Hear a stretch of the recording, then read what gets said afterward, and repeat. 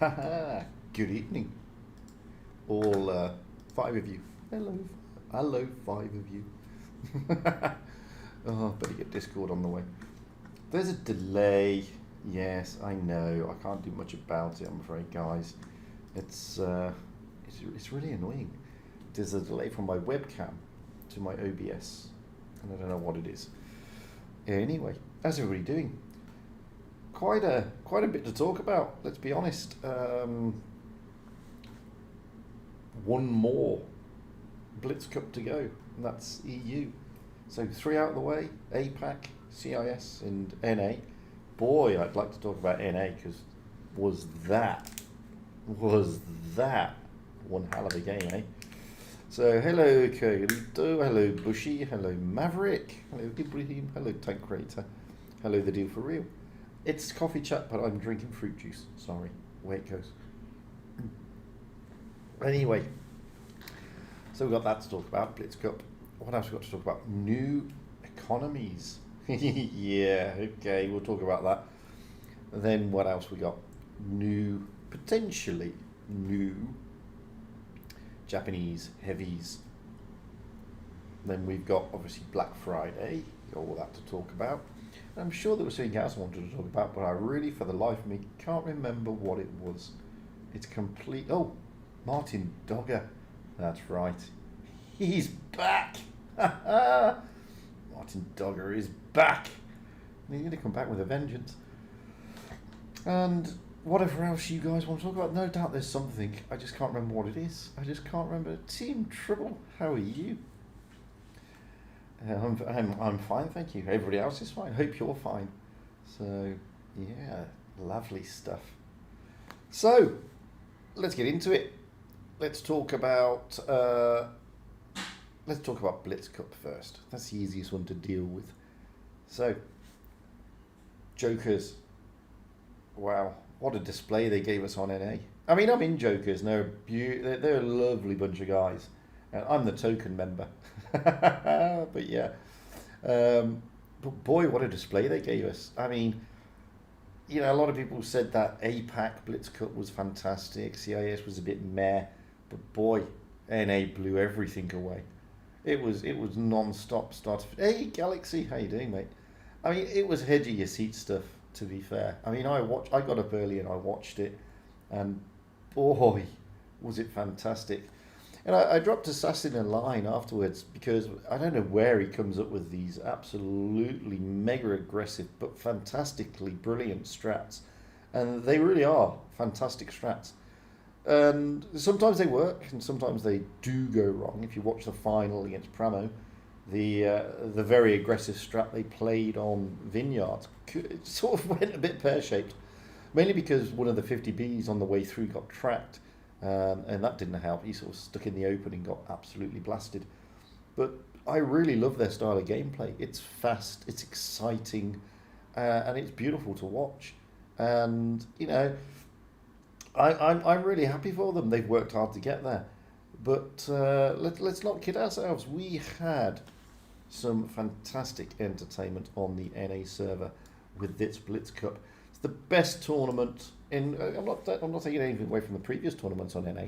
It's the best competitive tournament I've seen on NA, and wow, it was just awesome. So I'd love to get your thoughts on that. Don't forget, we've also got the EU Blitz Cup coming up next week. It starts on Thursday and Friday of next week, so last one. And it's still possible to get your paws. Hello, Layla. Goodbye, Layla. You're supposed to be sleeping. Crikey, Layla, get to bed. So it's the last one, but you know, if you've still got a chance to get hold of those tanks, to be honest with you, you really have. I missed the APAC stream, to be honest with you. I didn't. I wasn't able because I was involved heavily. I wasn't able to sort of have everything open and grab all the bits and bobs at the same time. So I missed both APAC streams. So I only managed to get the whole of the CIS stream and the whole of the NA streams. And I'm not that far away, to be honest with you. And I haven't been playing the game that regularly as well. As you can see, I've only got 3 more to go before we get there. Hey, Treadhead. So, I mean, if I do the EU and I play and get the first victories, and by the way, you can get your first victory in realistic mode. That's what I did because I couldn't be bothered to play the game. Then the chance of getting that tank is doable. So don't think it's not, because it is. Oh yeah, I mean Galaxy. I mean, yeah, it was. I thought it was fantastic. I really thought it was fantastic. I mean, today I feel sorry for Rain because they played spectacularly against Joker, and then sort of lost their mojo, went off the boil a little bit against Pramo. Um, but you know, fair play to Pramo, they stepped up. Excuse me. And they didn't give Joker an easy time of it. You know, simple as that. But I really loved it. I loved the fast-paced, fast-flowing aggression that was coming in. It was really nice to see. So there we go. So yeah, there's one more Blitz Cup to go. You can still get your paws on those tanks, guys. So don't think you can't, because you can. And I know a lot of people have been saying that you can't, but seriously, you really can. Hey Jim, how you doing? Saskatchewan. Hey, I've been to Saskatchewan. Yay. So yeah, a lovely part of the world, by the way. Hugo 98. Action X or Progetto? Well, I must admit, I do like both of those. Yeah, exactly, Slate 8. I mean, I miss 8-pack and I only need... Yeah, I mean, how many cups do I need? I need 170. So, because I haven't been playing either. So it is possible to do, guys. It is possible to do if you missed an entire stream. So I don't think it's all doom and gloom, because it's not. Oh, let's have a look at it. Let's without further ado, let's get into it. I mean, you're not going to see it very much. Actually, I'm going to expand this. My ugly mug goes out of the way. So here we go. So you're not going to see my ugly mug for the moment, and the reason being is because we're going to look at the Black Friday deals. Okay, so you need to get these things here, these token things. You can only get these if you buy things, okay? Once you buy them, then you can start using them for this sort of malarkey here. Well, let's have a look in the store, because when I saw this, I sort of went, gasp. So these, you know, this is all for real money. So 17.99 Arab dirhams is roughly about $5, okay? That's roughly about $5. So for $5, you'll get 25 of these charms. For $50, no, that's not $50. That's about $30. For about $30, give or take, $25 actually, you'll get 120 of the charms. Okay, $15, you'll get 60 of the charms. $6, you'll get 30, and $2, sorry, you'll get 10. So that's in these boxes. That's in these black boxes. So as you can see there, I mean, the black box times 12 is basically, it's about $30. Now, when we start then going down further, okay, you will see that you can get tanks as well for gold, and they all come with lots of different charms. Now, if you're like me and you've already got the tanks, then it's pretty difficult. Okay, because you don't want to really buy a tank. Now I can get 210 charms if I buy the 121B. I've already got the 121B. What do I get if I, you know, is there any compensation? Yes, there is, I think, but it doesn't tell me what the compensation is. But there's compensation. I'm not going to buy it. But so, you know, you have to buy tanks, you have to buy stuff like that, and they're all vastly reduced. Don't get me wrong, but there's no tank in here that I need. I've got all those tanks. So then when I go back over here and I look in here and I get Black Friday, okay, it'll load, takes time, but it'll load. Then you will see that, you know, you got lots of different tanks here, and you can get one of these tanks. Now I've got the T54E2, I don't think I've got the Skoda, and I haven't got the Rumpanzer. Now look at this. T54 is 500 charms. The Skoda is 1,000 of these coupons, and the Rumpanzer is 1,500. I mean, 1,500. Now I did this. I did the maths on this. That equates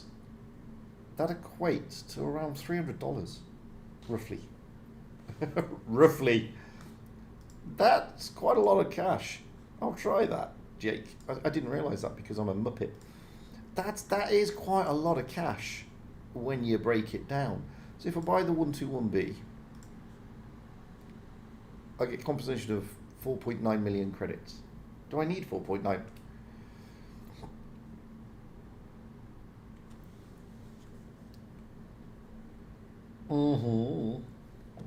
Yeah, it's expensive. So, do I need 4.9 million gold credits? Well, let's have a look. I've got 203 million gold credits. So, do I need it? Is the honest answer, and the honest answer is no, I do not. So it's pretty difficult for me, to be honest with you, to sit there and say, yeah, I'm prepared to drop so much to get a tank that I don't have, because that is a lot. That is a lot. You got them all. How did you get them all? Well, you paid gold, did you? Because I can't purchase it, you see. It's going to cost me 500, and I don't want 500 because I've got all these tanks, and it's going to be very difficult for me to get the Rumpanzer. So what I'm going to do is I'm not going to bother. I'm going to wait. Simple as that. I'm going to wait because it'll come round again. It will come round again. And look, guys, I mean, it's lovely, but the Rumpanzer is what is it? Is it something that we don't have? Well, yeah, we don't have it because it's got a dozer blade on it. But we do have this tank in the game already, the M48A2. We do have a tank similar to this already. We just don't have it with a dozer blade. Okay, we don't have a German one. So, is it anything spectacular? Well, it's not broken. It's not OP. It's none of that. It's just a tier 8 premium tank. So it's a lot of money, is what I'm saying. By all means, the T54 E2 is a good tank. It is a good tank. So by all means, you maybe have to get that one. Yeah, the TS5 wasn't in Black Friday. I mean, that's the only one I don't have, to be honest with you, Team Trouble. The rest of them, every other tank I've got, which is really annoying. But if you haven't got these tanks, I mean, the 121B is a great tank. Scorpion G is a fantastic tank. The 121B there, it's a tier 10, you go for 12,500, get all the equipment unlocked. So that is actually a good deal. The Scorpion G, all the equipment unlocked, 10,000 gold. That's not bad for that tank. It's normally retails a lot more than that. You've got the Camp Panzer 70. It's a pretty decent tier 9 if you know how to play it. 8,500, all the equipment unlocked again. That isn't bad. Same as the Chimera. 7,500 for that tank. These are good deals. T2020, meh. AMX M4 Mail 49. The STG, I like the STG. The E75 TS, not a bad tank, 4,500. The M4A1 Reveillees, 5,000. These aren't bad deals, to be fair. They're pretty good. They are pretty good. So, if you don't aim for the tanks like the Rumpanzer, etc., then there are some good deals to get. To be fair, there really are some good deals to be got at there.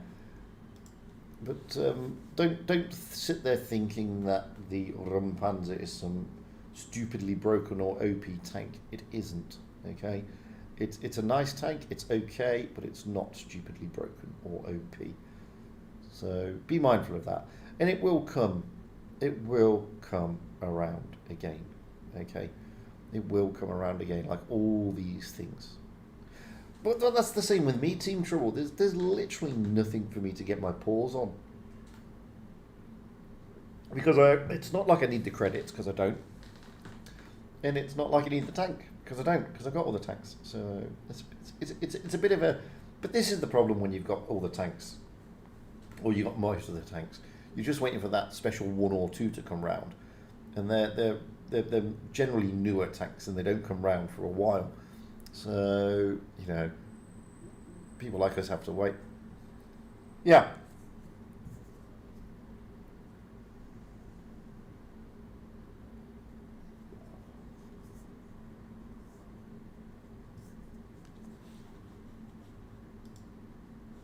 That's Christmas. That's Christmas they bring out the auction. They did, yes, it was still there.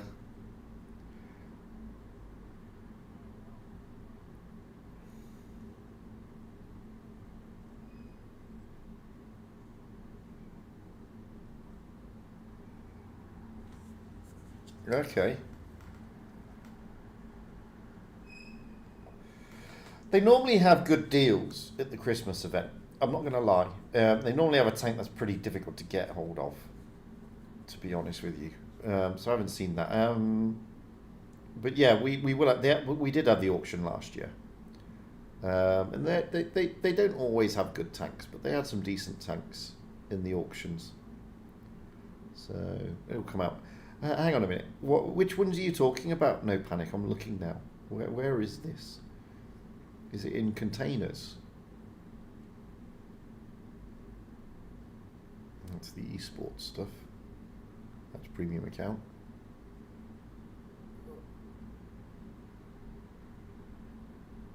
Yeah, exactly, Galaxy. I'd rather wait. I don't know which one you mean. No panic. Hey, do you check the advert for black boxes? Times 2 plus 1 equals 2. Maybe just a mistake, but I mean, the black boxes I've got in the store is you can buy 12 of them and you get coupons inside. You can buy 9 of them plus an additional 3. So if I look at this, I get 9. I don't quite understand what they've done. It says 9 plus 3 mystery boxes. I think that is. I'm not sure. This is 2 in a mystery box. This is 5 in a mystery box. So I think that's what that is. No, I've not seen. No, the black boxes. That's what I was looking at. The black boxes. You on about these here? Look, yeah. So I got times 12 black boxes. Buy one and check all 3. I'm not going to buy one because I don't spend cash. I'm not spending cash on the game at the moment, so I will spend gold, but I won't spend cash at the moment. Because if I start spending cash, I start getting silly and I start spending too much cash. So, yeah, I've come to the decision at the moment not to spend cash. So I'm not going to buy one.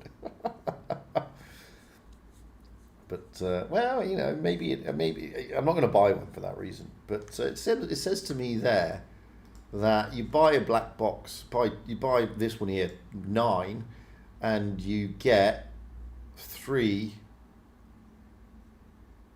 It seems to me you get 3 mystery boxes. So you get 9 black boxes and 3 mystery boxes.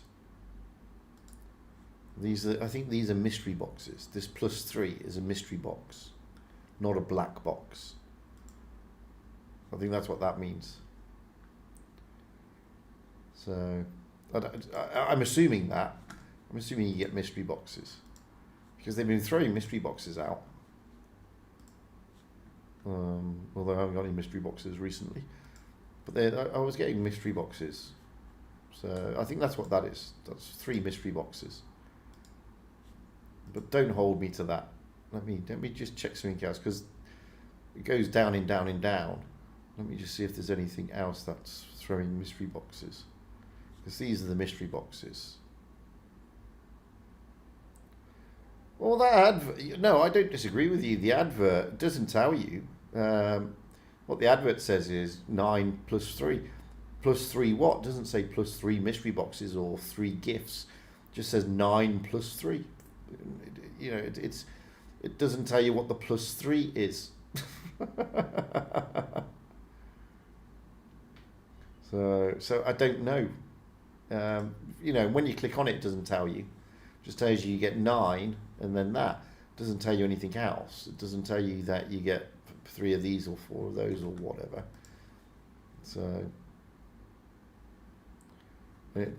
So I don't know, but it says coupons inside. So I don't know. I don't know what it means, to be honest with you. I'm assuming I'm assuming it means mystery boxes, but that's an assumption. An assumption makes an arse out of you and me, clearly. So, You bought a bunch of premiums for your EURU accounts. Yeah, no, I don't, because I get castrated if I spend too much money. So, eek. +3 nothing. It could be that. No panic. You just never know. So that, I mean, that's Black Friday. It's not bad. It's not bad if you haven't got those tanks. But no, the tank creator, the black boxes, I don't think, for me, they're not worth it. For me, they're not worth it.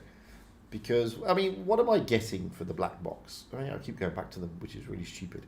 What do I get? I get a black box as a special container. It includes gold boosters, and free XP. It can also drop a higher level black box with even more rewards inside. The top level 10 black box includes 250,000 gold and 50 and 500,000 free XP. So you know, I suppose you can get a lot, but but I mean, this one gets me. You know, you spend a shed load on this one to get 12, and you get nothing. With this one, you spend half of this one, and you get 9.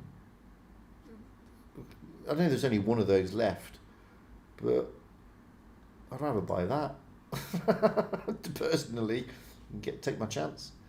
Hello, the bare nose. Yeah, I'm not overly endowed with this Black Friday. No, exactly, St. Geordie. I mean, I like I said, I'm not overly. If you're a new player, then the Black Friday is not too bad, because those tanks, if you're a newish player, are pretty worth it. For the veteran players who are most likely going to have those tanks already, then it's a bit meh. It's not the best. It is not the best. Doesn't matter what anybody say. Are they going to fix it? Well, let's talk about that. The credit problem in Tier 9 and Tier 10. Okay, is there a credit problem in Tier 9 or Tier 10? Now, I've seen videos on this. Some people are saying it's some people have said it's a bug. Some people have said it's something like that. Wargaming themselves, it was a question that was asked. Bear with me. Whilst I just jump into a different Discord. So the picture I've been shown, every good name is taken, raised it, but these were in a T57 heavy, got a victory, only got 7,000 credits after doing 6,000 damage. Then he went out again, did 6,000 damage and lost credits. And then in the other, that's the other one. So Every said this will definitely need some work over, and Wargaming came back and said definitely the team's already onto it. Now I don't know if that means that there is a bug, okay, or if there isn't. I don't know, because no one said. Now I heard on Fish's stream this morning when he was doing the Blitz Cup that there's been a minor patch. And that got me wondering, because when I then looked at my version, there's no minor patch. There's certainly not a minor patch that's hit me, that's hit my account. So, I'm still rolling on the old patch, the original update. So I don't know if there has been a minor patch. Now what I do know after playing the other day is without the boosters on, without the credit boosters on, then you are going to struggle to win credits. I'm not going to lie, you're going to struggle to get credits.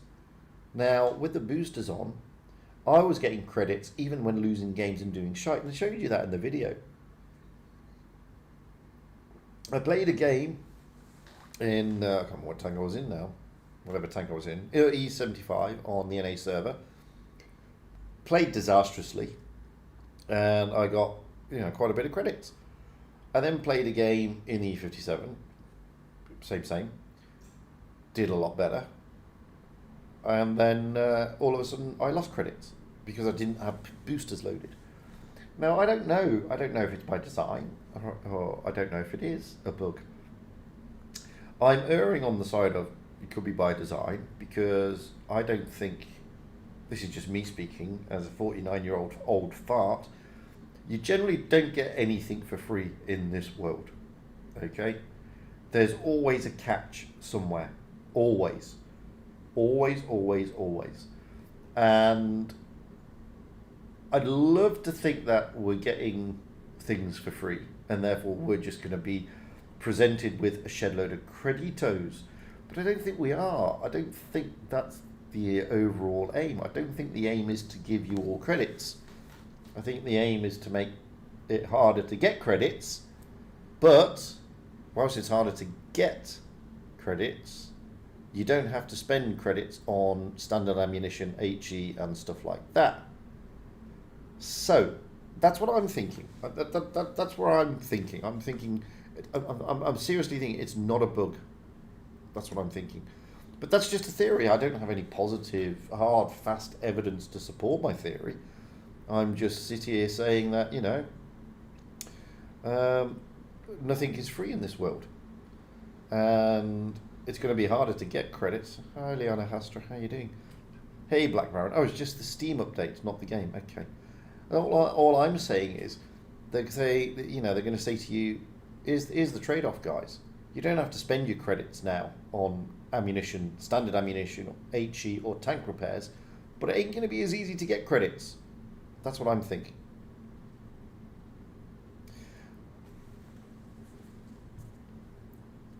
Mm-hmm.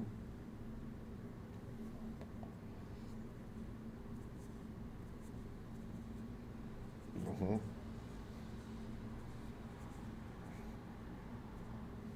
Mm-hmm.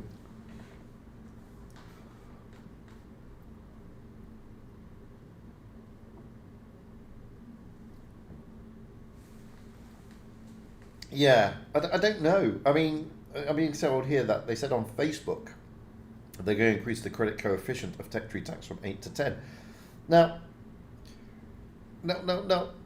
Okay, I get that, but that's not a bug. That they purposely dropped the credit coefficient. They purposely dropped it. Hi, how you doing? And they said they were going to drop the credit coefficient. They said your profitability was going to go down.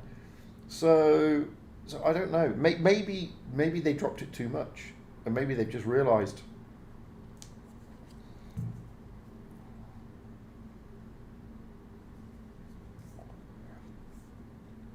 Mm-hmm.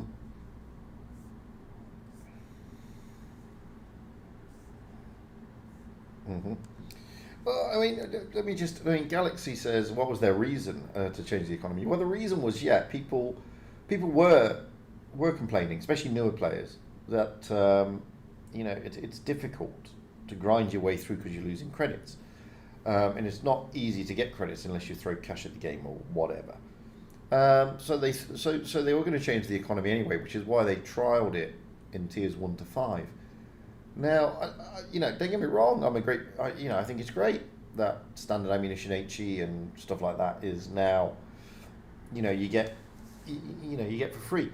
But the other thing that people need to remember, which is why I'm saying I don't think it's an error, I think it's by design, is because if you get a mastery, or you get Top Gun, or you get a Kolobanov, you get thrown a shed load of bonus credits.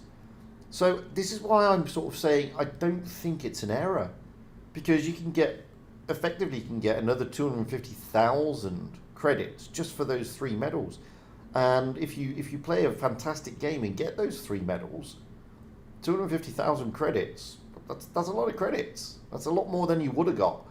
And I'm a great believer you should be rewarded for doing well in a game. So this is why I'm approaching this with caution. I understand that more successful YouTubers have pinned their flag to the mast by saying it's definitely a bug, etc., etc. But as I said, I'm an old fart. I'm a lawyer, which means I'm analytical. And I sit there thinking, well, hang on a minute. There was no way they were just going to give us shit for free. There's no way. There's no way it was going to happen. I mean, if that was the case, then don't change the economy. Just give people more credits. Well, you say, how often does it happen? It happens quite a lot to get masteries. Quite a few players get masteries. That's 100,000 credits. That's a lot of credits.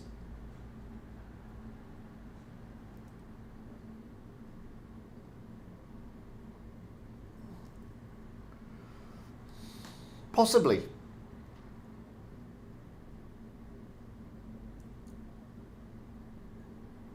Mm-hmm.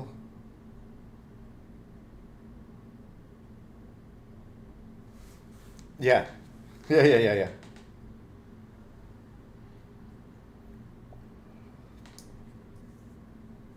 Yeah.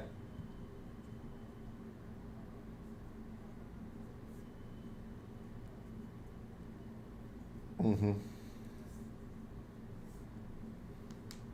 Mm-hmm. Mm-hmm. Yeah.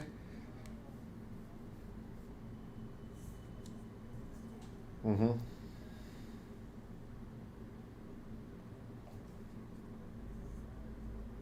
Yeah.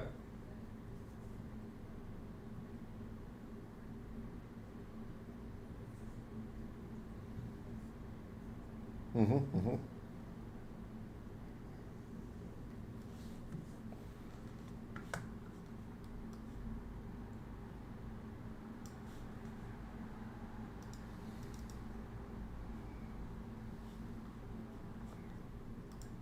Oh, totally. Well, well,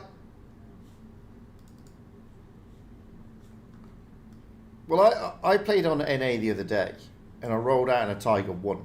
Okay, and I killed I killed three tanks. I did just shy of 4,000 damage, and I thought, oh, okay, this is on possibly going to go to a an ace, but it wasn't. It wasn't, despite the fact I got XP of 2,100 base XP, which is a lot. That's without premium, and I only got a first class.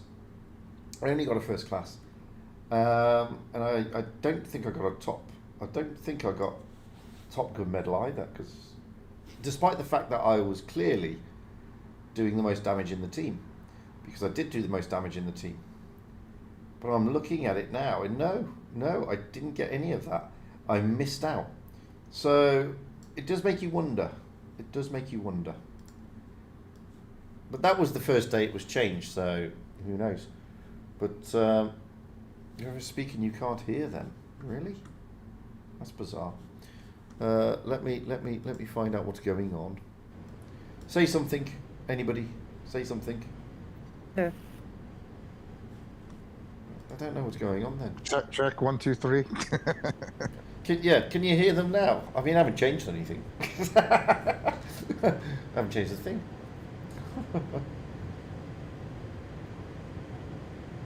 So yeah, I don't know. I think it was done. I think they did it because newer players were complaining.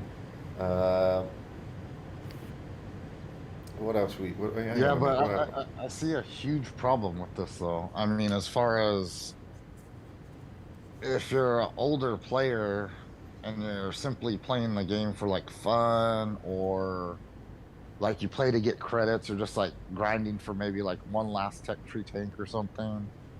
I don't know. Maybe it's a server kind of issue as well. Maybe it's not a big problem on like RU or other servers versus my server in A.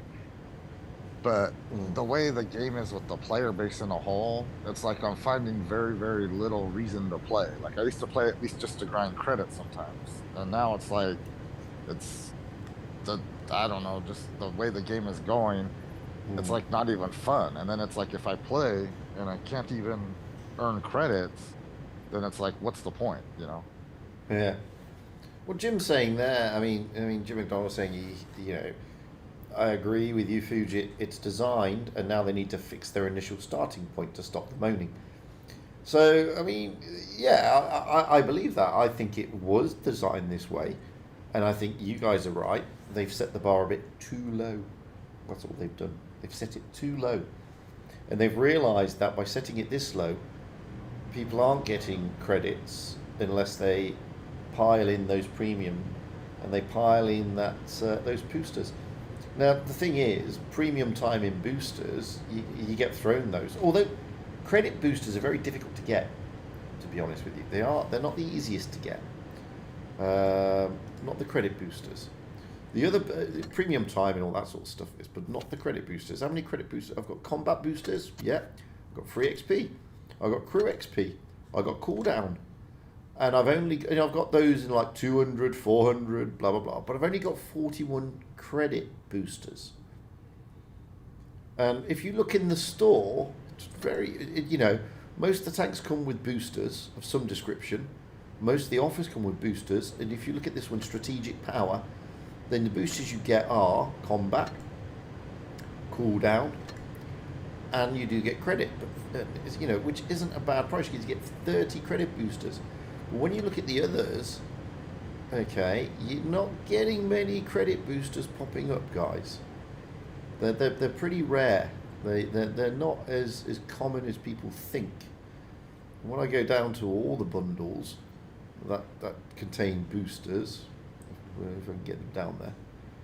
So if we have a look down here, so where is it? Where's it gone? Can't find the booster. Anyway, there's a booster one somewhere. I can't find it. The quick research doesn't come with a credit booster. That's your season coins one. They don't come with credit boosters.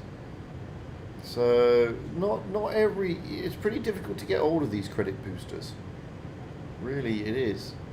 So you have to factor that in as well, which is what led me to think. Here we go. Here's the boosters. So 2,100 gold for a booster pack. What you get? Crew, XP, combat. No credit. There is no credit boosters there. So take that into account, guys.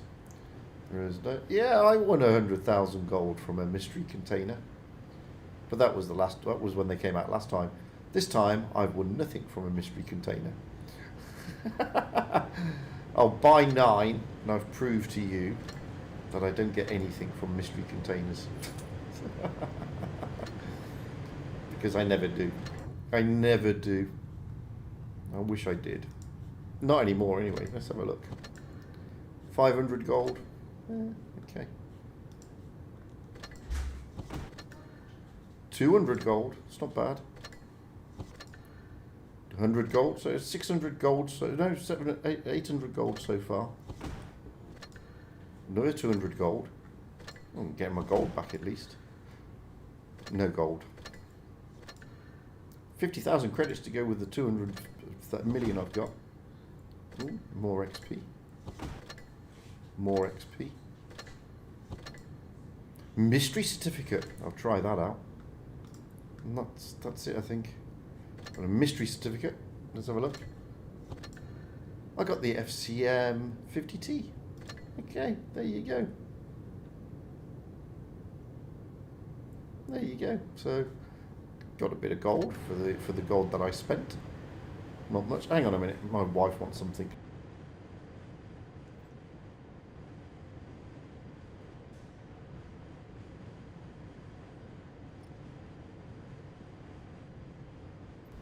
Two seconds, guys.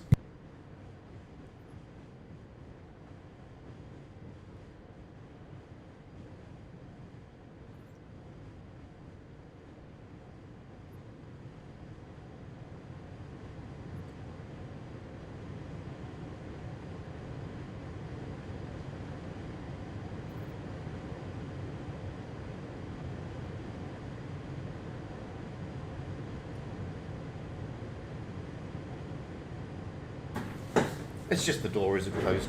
Anyway. So I've got the FCM. There you go. Look. Oh, let's open another one. Why not? Shall we open this one? We get 5. We'll get 13 for 4. I'll get this one. Let's see. We get quite a few here. Oh, Every's here. Mr. Every. Right, let's try it. Let's see what we're going to get this time. 7 days premium account. That's no good, is it? XP. Premium account. See, this is the thing. XP.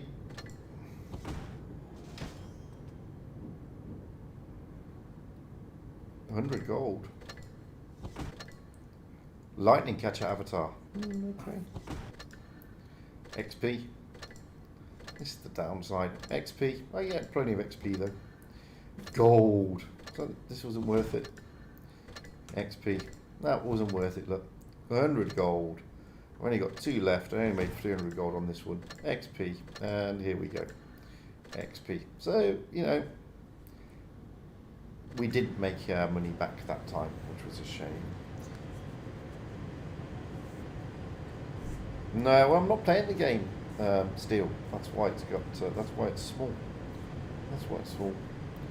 But what to do? What to do? So that's what I think they've done with the credits. Could be wrong. I don't know. Yeah, the economies. That's right. I could be right. I could be wrong. I don't know. We'll see. What's it? Yeah, I think it does. I think it does slow down progression. I think that's one of the things. I think I think making it harder to gain to get credits in the upper tiers makes people think about it, because if you roll out as a newish player and you're losing credits, then you're not going to go out in that tier, are you? Realistically. But we will see. We will see what will happen. So, that's the economies. Shall we deal with the Japanese heavies? Who's looking forward to the Japanese heavies? Which will take an eternity, by the way, to get into the game. Because they're not copy and paste from World of Tanks Blitz PC. They're brand new. Because our maps are too small. Blitz. So they're not coming for like at least 6 or 8 patches or something like that. So, I mean, obviously, you know, the Russian lights are going to be introduced before them. So, yeah, and like you said, they're going to be all brand new models. So it's we have nothing really to go off of. We don't even really know what we're going to get with the Japanese heavy line, you know. No, we don't. And you know, well, we kind of know. But they're not going to be copy and paste. They're just not going to be copy and paste. And a lot of people have thought they were going to be copy and paste, but they've got to build them from bottom up. And they've done that with a couple of other tanks. So it's not just with the Japanese heavies. And it will take time, because they'll have to build them, they'll have to test them, because they're completely new, etc., etc. So, you know, it's going to be interesting. It's going to be interesting. People who play PC version are probably going to be disappointed. I mean, we've already had people saying that the E100 is not going to be making a showing anymore because of the 60TP. Well, I watched the N8 competition today, and an E100 made a showing, if I remember rightly. Or it was yesterday, one of the two. So the E100 is still out there. It's 2 different types of tanks, 2 different styles of gameplay. One's got a much better ammo rack. So, you know, some people may have a bit of disappointment when the Japanese heavies turn up, especially if they play World of Tanks on the PC. I don't play World of Tanks on the PC, so there's nothing for me other than a new line. You know, those of you who play PC are sort of really slavering at the mouth over these Japanese heavies. You know, if they're anything like the Japanese TDs, then yeah, I can understand why. But you know, time will tell. I can't. You know, it's great that a new line is coming. I appreciate that. I like that. I need to watch the videos, Panto and Droodle. Yeah, well, I mean, Tank Creator. It depends. I mean, because you know, there's nothing at the moment. Okay, in production in Blitz, not a thing. In production, all they've got at the moment is the skeletals, and that's it. There's nothing else. They're still designing them, so I don't know what what Panto and Droodles are saying. But all they can be doing is lifting their information from PC. It's not a fair comparison. You know, it's not a fair comparison. So, like I say with all leak videos, take things with a pinch of salt, guys, because the information that you're being presented is likely to be wrong, and it is likely to change. To be honest, and we get that a lot. I mean, you know, I've seen leak video after leak video talking about stuff, and I test tanks, so does every. And, you know, I look at these leak videos thinking, guy, you're so wrong. I mean, you're basing information on a tank that is broken because it's in test. And when they're in test, the testers say, guys, this needs changing, that needs changing, blah, blah, blah. And they get changed. They get changed, and that's it. You know, so always take what these leaks are with a pinch of salt, because a lot of it, the stuff is outdated by the time it hits the game, and this is why some YouTubers who will remain nameless make a big deal of not being able. You know, why can't they test tanks? Because then they should be able to release information early, without signing NDAs and stuff. Well, that's not the way it should work. That's not the way it should work. Because if they start doing that, you start getting into the legal waters of, well, you know, you leaked something official, and what's hit the game is not what you leaked. Ergo, Wargaming are accountable for that, and we're going to hold Wargaming to account because I bought the tank based on the parameters you told me in your you know, leak video, and that's not the tank. So I want my money back. So that's what happens. That's what happens. So this is where I'm coming from. The bare nose. I mean, I've been told by many people that these tanks are too big for the map sizes, and even today. Alexandra said that we can't have Japanese heavies from PC, just lifted from PC, because they're too big. So they made it clear that they are completely building them from scratch to suit the game. Now, if that's the case, then there's nothing to base that on at the moment. How can you base anything on something that doesn't currently exist? It's just not possible, you know. And okay, you can look at parameters. You can say, oh, well, it's similar to this. Well, it may be similar to this. I mean, just because, well, I mean, World of Tanks PC and World of Tanks Blitz are two different bloody things. They're two different parts of the same company. You know, it's like lots of things. I mean, Wargaming may be the parent company, but World of Tanks PC and World of Tanks Blitz are two completely different entities under that umbrella of Wargaming. So whilst they do lift things to an extent from the PC version, they can't with this. They can't do it with this because they've got to build them from scratch. So we'll see. It's not like they can just bring them in and then nerf them because they can't do that. So we'll see. There's a comments. What did you say, Jim? What Jim? Yeah, they're not. They're not the PC version. They're not the PC version. They are completely new construction. So yeah, there's nothing to base it on at the moment. There's only conjecture. That's it. Nothing else. And they've already shown you, like, I don't know if they're blueprints or not, but they've sort of shown you some bits and bobs. But yeah, it's too early to say. The only thing that we can say at the moment is Japanese heavies will be a new line at some point in the future. So we will get Japanese heavies. It's as simple as that. Probably 9.0. Yeah, maybe. It may be.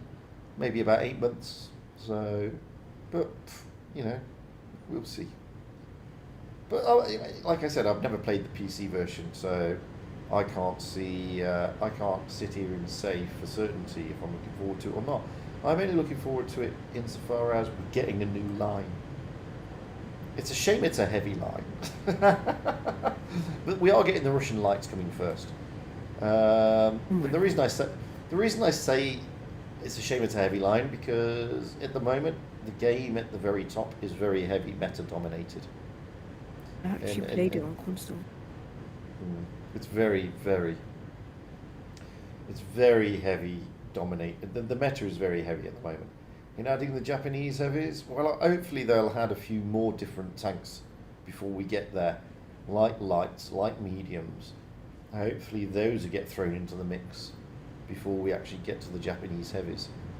So we've got a long way to go yet, almost a year before we get them, I think.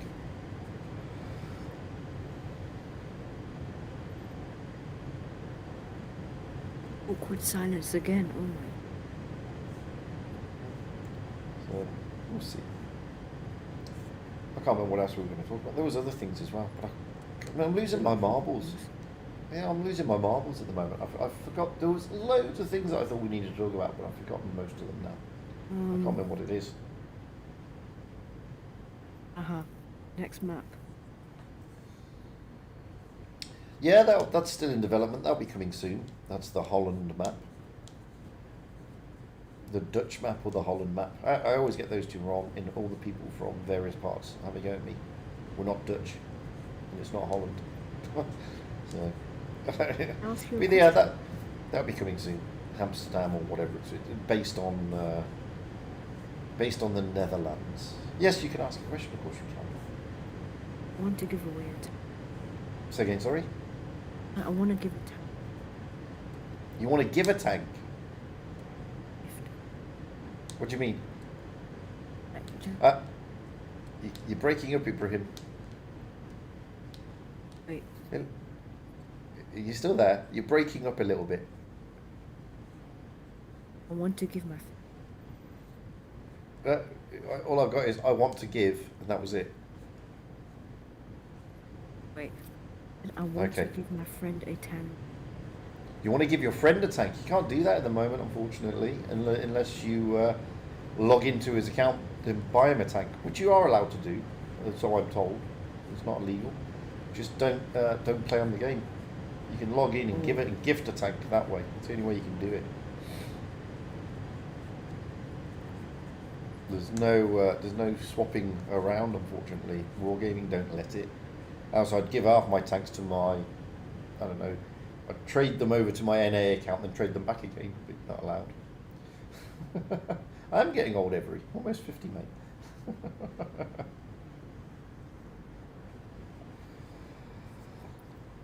General, I was going to do a spotting mechanic. Video. But I didn't. And the reason I didn't is because Wargaming released one for World of Tanks PC, which is exactly similar to what we have in Blitz. And it's very good. It's actually very good. It tells you all the bits and bobs. So that's why I didn't do it in the end. Well, this is why I'm getting confused, you see, Every, because I saw a question asked by somebody from Wargaming, and that person from Wargaming said it was perfect, it was okay to do that. So I'm getting confused now. I'll dig that DM up and send it to you. I think Amunet asked the question. I think that's what happened. But I'll dig it out and point you in the right direction. Because I was told that you can't account share as in play. You can log in, buy the bloody thing, and then log out again as long as you don't play. But we'll see. How does NA games compare to EU? Easier to win? I would say all servers are equally the same, to be perfectly honest with you.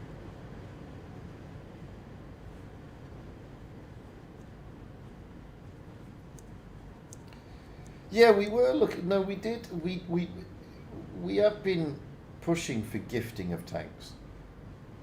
To be honest, I need to find that now because it's really troubling me. But Wargaming don't like it because it gets abused in the shop. So there was going to be we were looking. It was, we were considering doing a gift shop, and it was pushed. Not this time round, but previously. But Wargaming introduced a gift shop, I believe, at one stage, and it was just abused. People were buying tanks, gifting it, and then going back to Wargaming and not going back to Wargaming, but going back to their providers, either credit card providers or whatever, and complaining. And Wargaming had to sort of give the cash back, but they didn't get the tank back because it had been gifted. So that's the issue with that. That is the issue. Oh, Martin did make a swine video. Yes, he did. Quite a while back. Oh, that was what I was going to talk about. Martin Dogger. He's back. Yeah, he's back, so I understand. Not full time as of yet, but he is back. Slowly coming back. Apparently played the game yesterday. After it took him a while to download. I don't know if he's going to be doing videos anytime soon, etc., etc. But yeah, he released a short, and in the comments of the short, he stated that he wanted to release a video or two soon. Oh, there you go then. I haven't hit YouTube today, so I haven't seen anything. So there you go. So Martin Dogger is coming back. Yes, he is, General. He's on his way back. He's had his little break. Yeah, that's going to make a lot of people happy. I mean, I like Martin, to be honest with you. He's not in your face. He's not any of that sort of stuff. And he was actually good at appealing to some of the player base, but I would say majority of the player base, not the minority of the player base. And I liked him. I liked his stuff. He was very helpful to me, etc., etc. So yeah, I'm glad that he's come back. I was disappointed that he was leaving, but his reasons for leaving are his reasons for leaving. And people leave. I mean, we all get tired of doing YouTube, to be fair. Because, hang on, let me have a drink. YouTube is cruel. It's very cruel, is YouTube. Because you sit here thinking that, you're either doing good. Are we doing good content? Because you think that when you do content, the content's okay, and therefore people are going to like it, and then people don't watch it, and then people do watch it, and then you get the people just ripping into you, and then you see other YouTubers doing content, and you think, crikey, that content is just wrong, or it's this or that, yet they get more subscribers, or they get more likes, or they get more views, and you also think, oh my god, I put a lot of effort into this, and I don't have any Patreons, or I don't have any members, or I don't earn any money from it. Why do I do it? And it all gets to you, and some people just throw the towel in and say, why do I bother? And then some of us just think, sod it, just carry on, don't do it for this, don't do it for that. Those things are a bonus and they're lovely, of course they are. People abusing you is never lovely, but you just ignore it. You just look at it, laugh, and say, "Cock, you are a cock," and then move on. That's it. So we all have our reasons, and I guarantee you, you know, that's exactly that. Well, I don't know, because I was in the army, so it does teach you with having people shout at you all the time and hating on you. So, so I'm a bit different. But yeah, I mean, it can get to you. So some of the hate really can get to you. And if Alright, guys, I'll see you next week. I'm going. Okay, thanks, Ibrahim. I'll talk to you later, my friend. Alright, Thank you you're for popping in, welcome. mate. I mean, yeah, I mean, the haters can get to you, but sticks and stones and all that sort of stuff. And then there are some people you just can't argue with them because they're just not open to discussion. So it can be a nightmare in that respect. But you just have to learn to ignore it. I mean, I know some people get it. Some of the YouTubers get upset when they get downvotes. I mean, Christ, I get a downvote without. You know, the moment I upload a video, I get a downvote, which means that person has not watched that video. It's just an automatic downvote because they just don't like me, and that's you know, just the way. Well, that's the way everything works. People just don't like you, or you know, people have got nothing better to do than to just rip into you. But you know, the thing about YouTube is, at the end of the day, there are far more pleasant comments than there are negative comments, I find. And I'd rather focus on the positive people rather than the negative people. I've no time for negative people. You know, it's what is my opinion of the money laundering accusation they're being accused of? Companies always get accused of money laundering, and I have to be careful here, Tommy, because I don't know much about. I've read about the case or the potential case, and a lot of politics are at play. I'll be honest with you. In my opinion, as a lawyer, not as a person who plays the game or is associated with, you know, being a CC, but from a purely legal perspective, there's politics at play, whereby it's very easy to say to a company that it's laundering money, to put pressure on that particular company. I mean, you know, look, let's not beat around the bush. Wargaming is probably the biggest company in Belarus. Belarus is not on most countries. It's my favorite. It's my favorite leader or government list at the moment. Sanctions are being thrown at it left, right, and centre for whatever reason, and therefore, one of the easiest ways to sort of put pressure on the political system is to go after its biggest companies. And it happens a lot. It happens a lot. Cast your mind back to the Ukrainian thing with the Crimea, etc., etc. It's, you know, the DOJ in America started looking into illegal activities of certain companies. One of those companies being Gazprom. Now, Gazprom is massive, one of the biggest companies in Russia. You know, yet. And the idea behind that is to sanction Gazprom, and Gazprom were sanctioned initially, to put pressure on them. But it didn't work, which is why Gazprom is not sanctioned anymore. But individuals within Gazprom are, and that doesn't bother them. So, you know, it's tit for tat, tat for tit. It's certainly an interesting one. But, you know, look, a lot of companies from, even in this part of the world, create shell companies in Cyprus. Okay, so there's nothing illegal about that. Nothing at all illegal about that. You know, there's a lot of companies around the world, even from the West, that have shell companies in Cyprus. That doesn't mean to say Wargaming are guilty of anything. They've just opened a shell company in Cyprus. And, you know, is it money laundering? Are they putting the money there to avoid taxation? Which, according to, you know, the Pandora Papers or the Panama Papers, is a lot of companies do this. A lot of companies stick their money into various locations to avoid tax. And it always makes me wonder and scratch my head when, the US Department of Justice goes after entities that aren't registered in the US. For example, wargaming isn't. Yet they're perfectly happy with not dragging the likes of Facebook over the coals for its tax evasion techniques. It's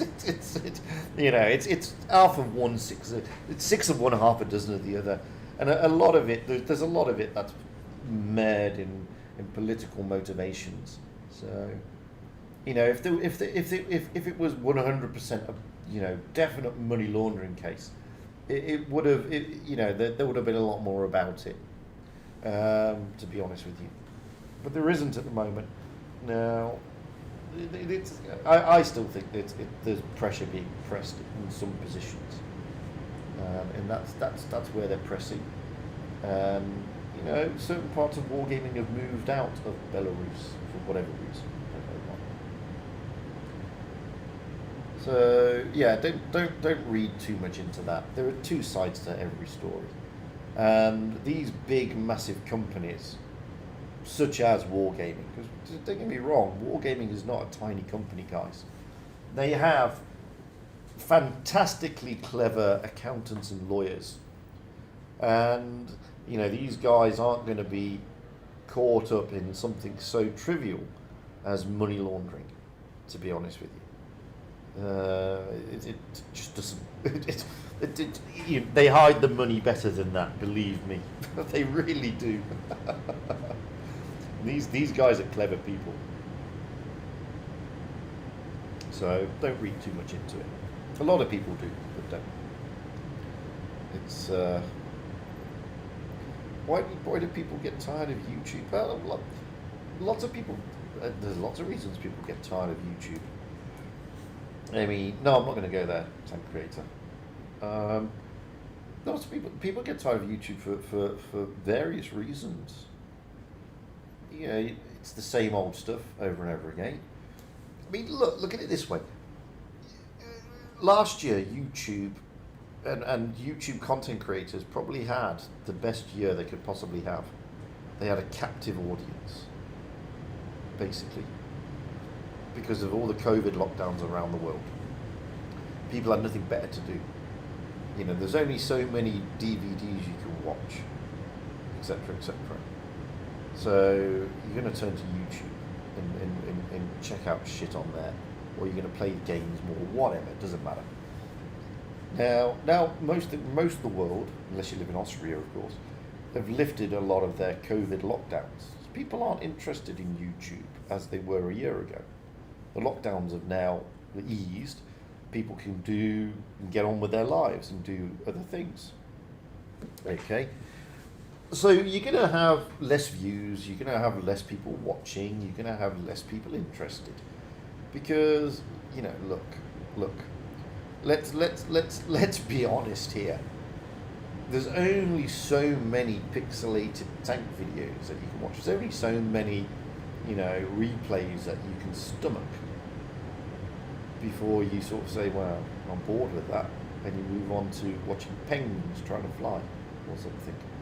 So this is the thing with YouTube. So yeah, people get bored basically, and it's like Tesco's deli counter. I've got that ticket too. My wife doesn't have it. I've got the ticket for that deportation thing. So people get bored of YouTube. People want something different. And this is the thing, yeah, TikTok and Twitch take things away from YouTube. People are bored, people are fed up when they click on a video and then they have to watch shitty advert followed by shitty advert. They don't like that. So they just click off and click onto a different video. There's only one different reasons why they're bored with YouTube. So, but I think the main thing is we've lost that, YouTubers have lost that captive audience that they had. They really have. Oh, virtually every video Kenobi has a downvote. Virtually every video, because people like doing that. People like downvoting. They really do. Oh no, Jim. I don't. If I got into politics, I'd be here forever and a day, because I have a strange view on politics from across the board, which is why I don't deal with it, because everybody's different. What we believe in is what we believe in. You know, at the end of the day, and just because a person believes in something I don't believe, it doesn't make them any different to me. It doesn't make them lesser than me. You know, this is why I don't like dealing with politics, because you can end up falling out over things when deep down you both agree. Because when you cut through all the shit, and I'm not talking politics, but when you cut through all the shit, everybody, regardless of who you are, we all want the same shit, really. We want a peaceful life. We want a life that we don't have to worry about where the next, bit of coin is coming from to get our food or whatever. And we just want to get on with our lives, peacefully. That's all anybody really wants. Politics just gets in the way. That's the reason why I don't deal with it. Oh, trolls. Yeah, the trolls are there. The trolls are always going to be there. They always will be there. But they're easy to ignore. You just ignore them, to be honest with you.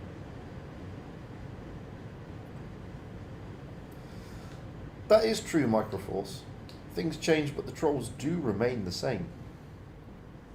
They do remain the same. They'll never change. The trolls will never change. Because sitting behind a keyboard, being a keyboard warrior with the anonymity that brings, is too much of a temptation for some people. It really is. And it doesn't mean to say that they're right or wrong. It just means to say that, that people will generally say things on in anonymity that they wouldn't say in normal life. And that's why I don't like Twitter. To be honest with you, I use Twitter, but only for my Blitz stuff, to put the videos. I don't tweet anything, because I find Twitter is one of probably the most negative platforms out there, and I don't understand why people like Twitter. I think it just, I think it's an horrendous thing. I think it even feeds trolls more than any other platform. That's why I don't particularly use it.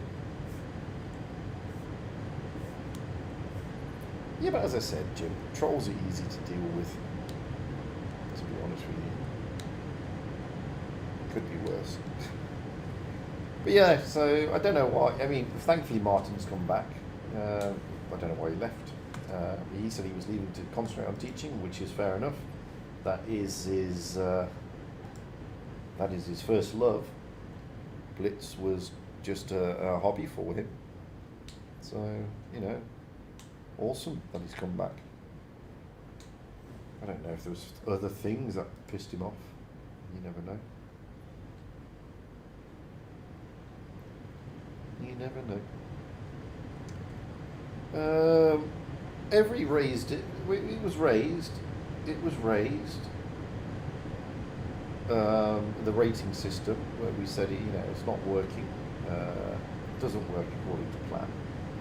And they've said what I've been saying for a long time, which is not enough people play it for it to work effectively. And they can't really do anything about it at the moment, because people are getting spare parts, or whatever they are, to get the Fearless. So they can't really change anything just now, else all those people who've been working hard to get the Fearless will end up, being felt like they've been hard done by, which is fair enough. So I mean, what I think they need to do, they need to sort of run it. I think they need to run it. They need to put a time limit on getting the Fearless, and once that time limit is reached, they need to shut ratings down and rehash it somehow. He'll be back to teaching full time after a day. That's probably true, Bear. So yeah, I think they've got a problem with ratings. I don't think it works as it should. It certainly isn't the skill-based MM as promised on the tin. But as I said, it's very difficult for them to close it down now, for that reason. People have worked hard to get to a particular tank, and you can't just knock it on the head, because then that really pisses people off a lot.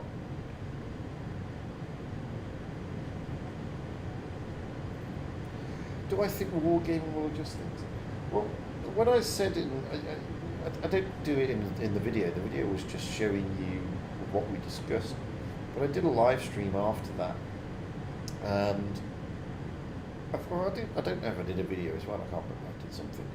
And one of the comments I made was, you know, you may be hearing the same old from wargaming, but they have a vested interest in making their product work.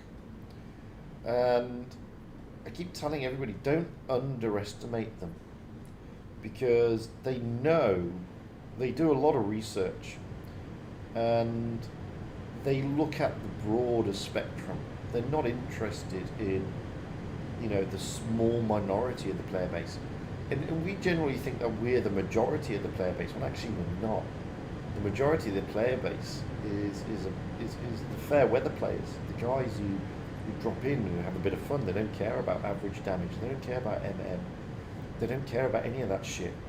They just want to blow stuff up and grab some tanks along the way. They're not super serious, they're not interested, they just want to play a game. And those are the majority. And so when wargaming see their data, you know, it's a little bit skewed in that respect. So a lot of their decisions is based on, well, how do we appease the majority, for one, and how do we get more people into that area of the game, for two. And a lot of their decisions, well, we may not like or agree with them.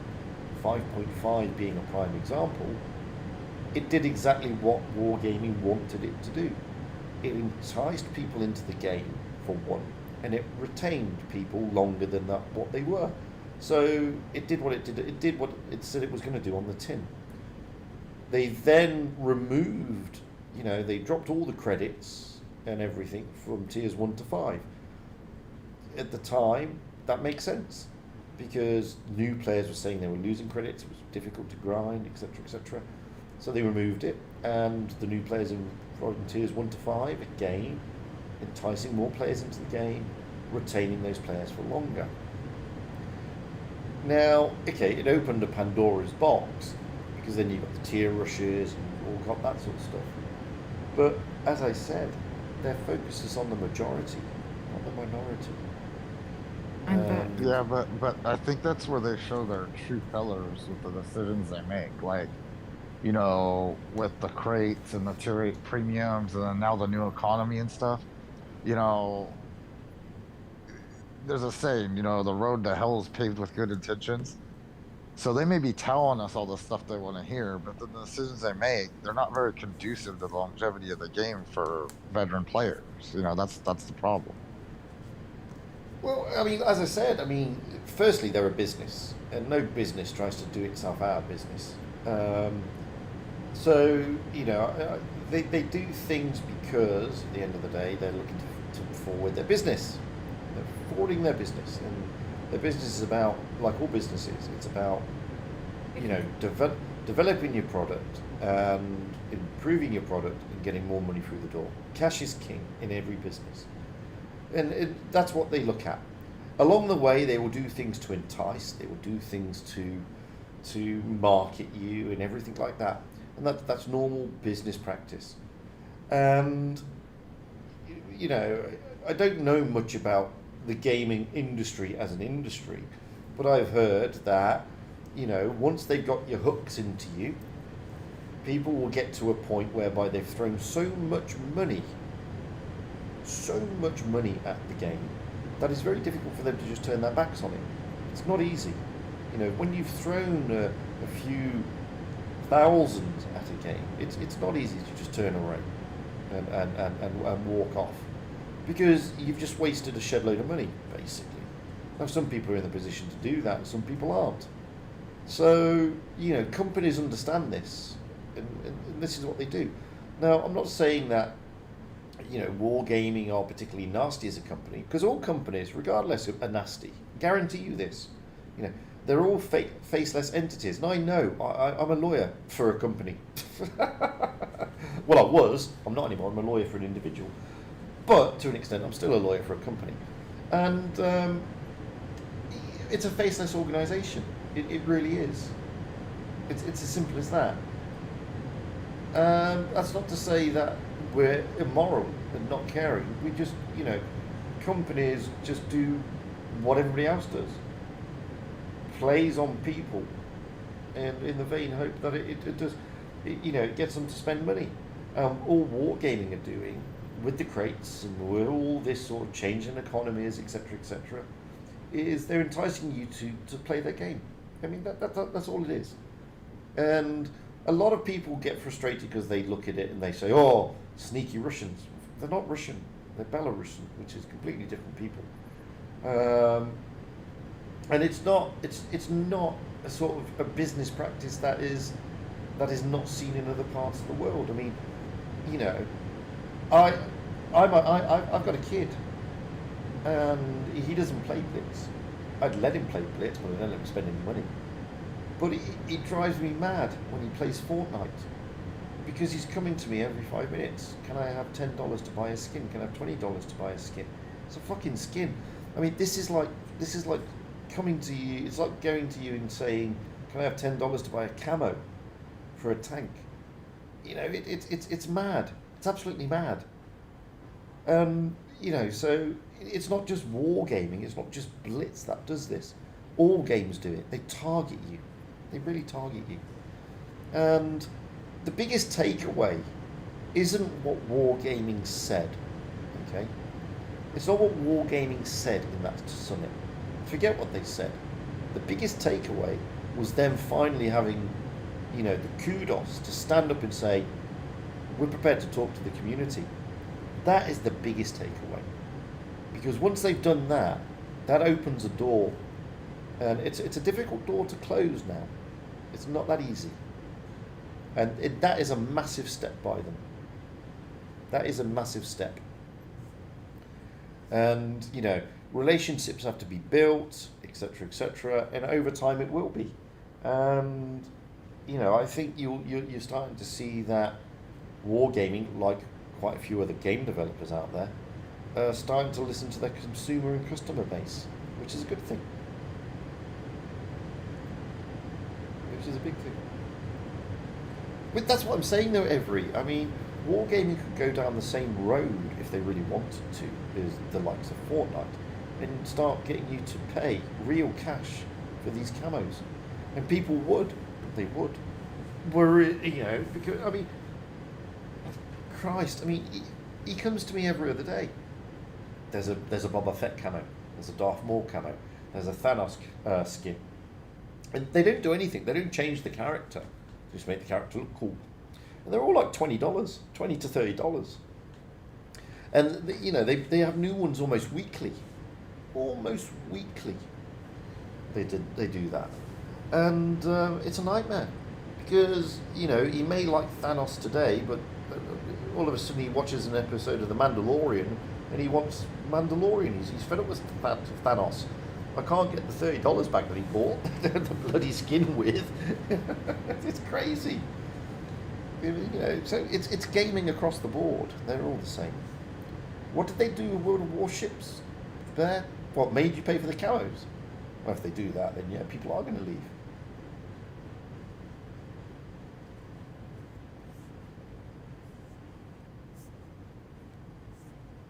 I think you've got it right there, Fugit. They're a business first. They need to make money. I think Jim's comment there that we have a pretty good product with Blitz, in my opinion, as well. It's pretty good. Yeah, and it is. 3, I find their advertising, like with the crates or whatnot, is way easier to ignore than if you go to play another online game, like example Fortnite, like you said. They don't seem. I mean, are they aggressive with it? Maybe, but compared to other games, not at all. But I think the product getting better, and Every had a comment there, a loud minority of good players. But you just look at the NA finals. This was in the last, I don't know, couple of years that I've watched him now, like the best games that I have ever seen.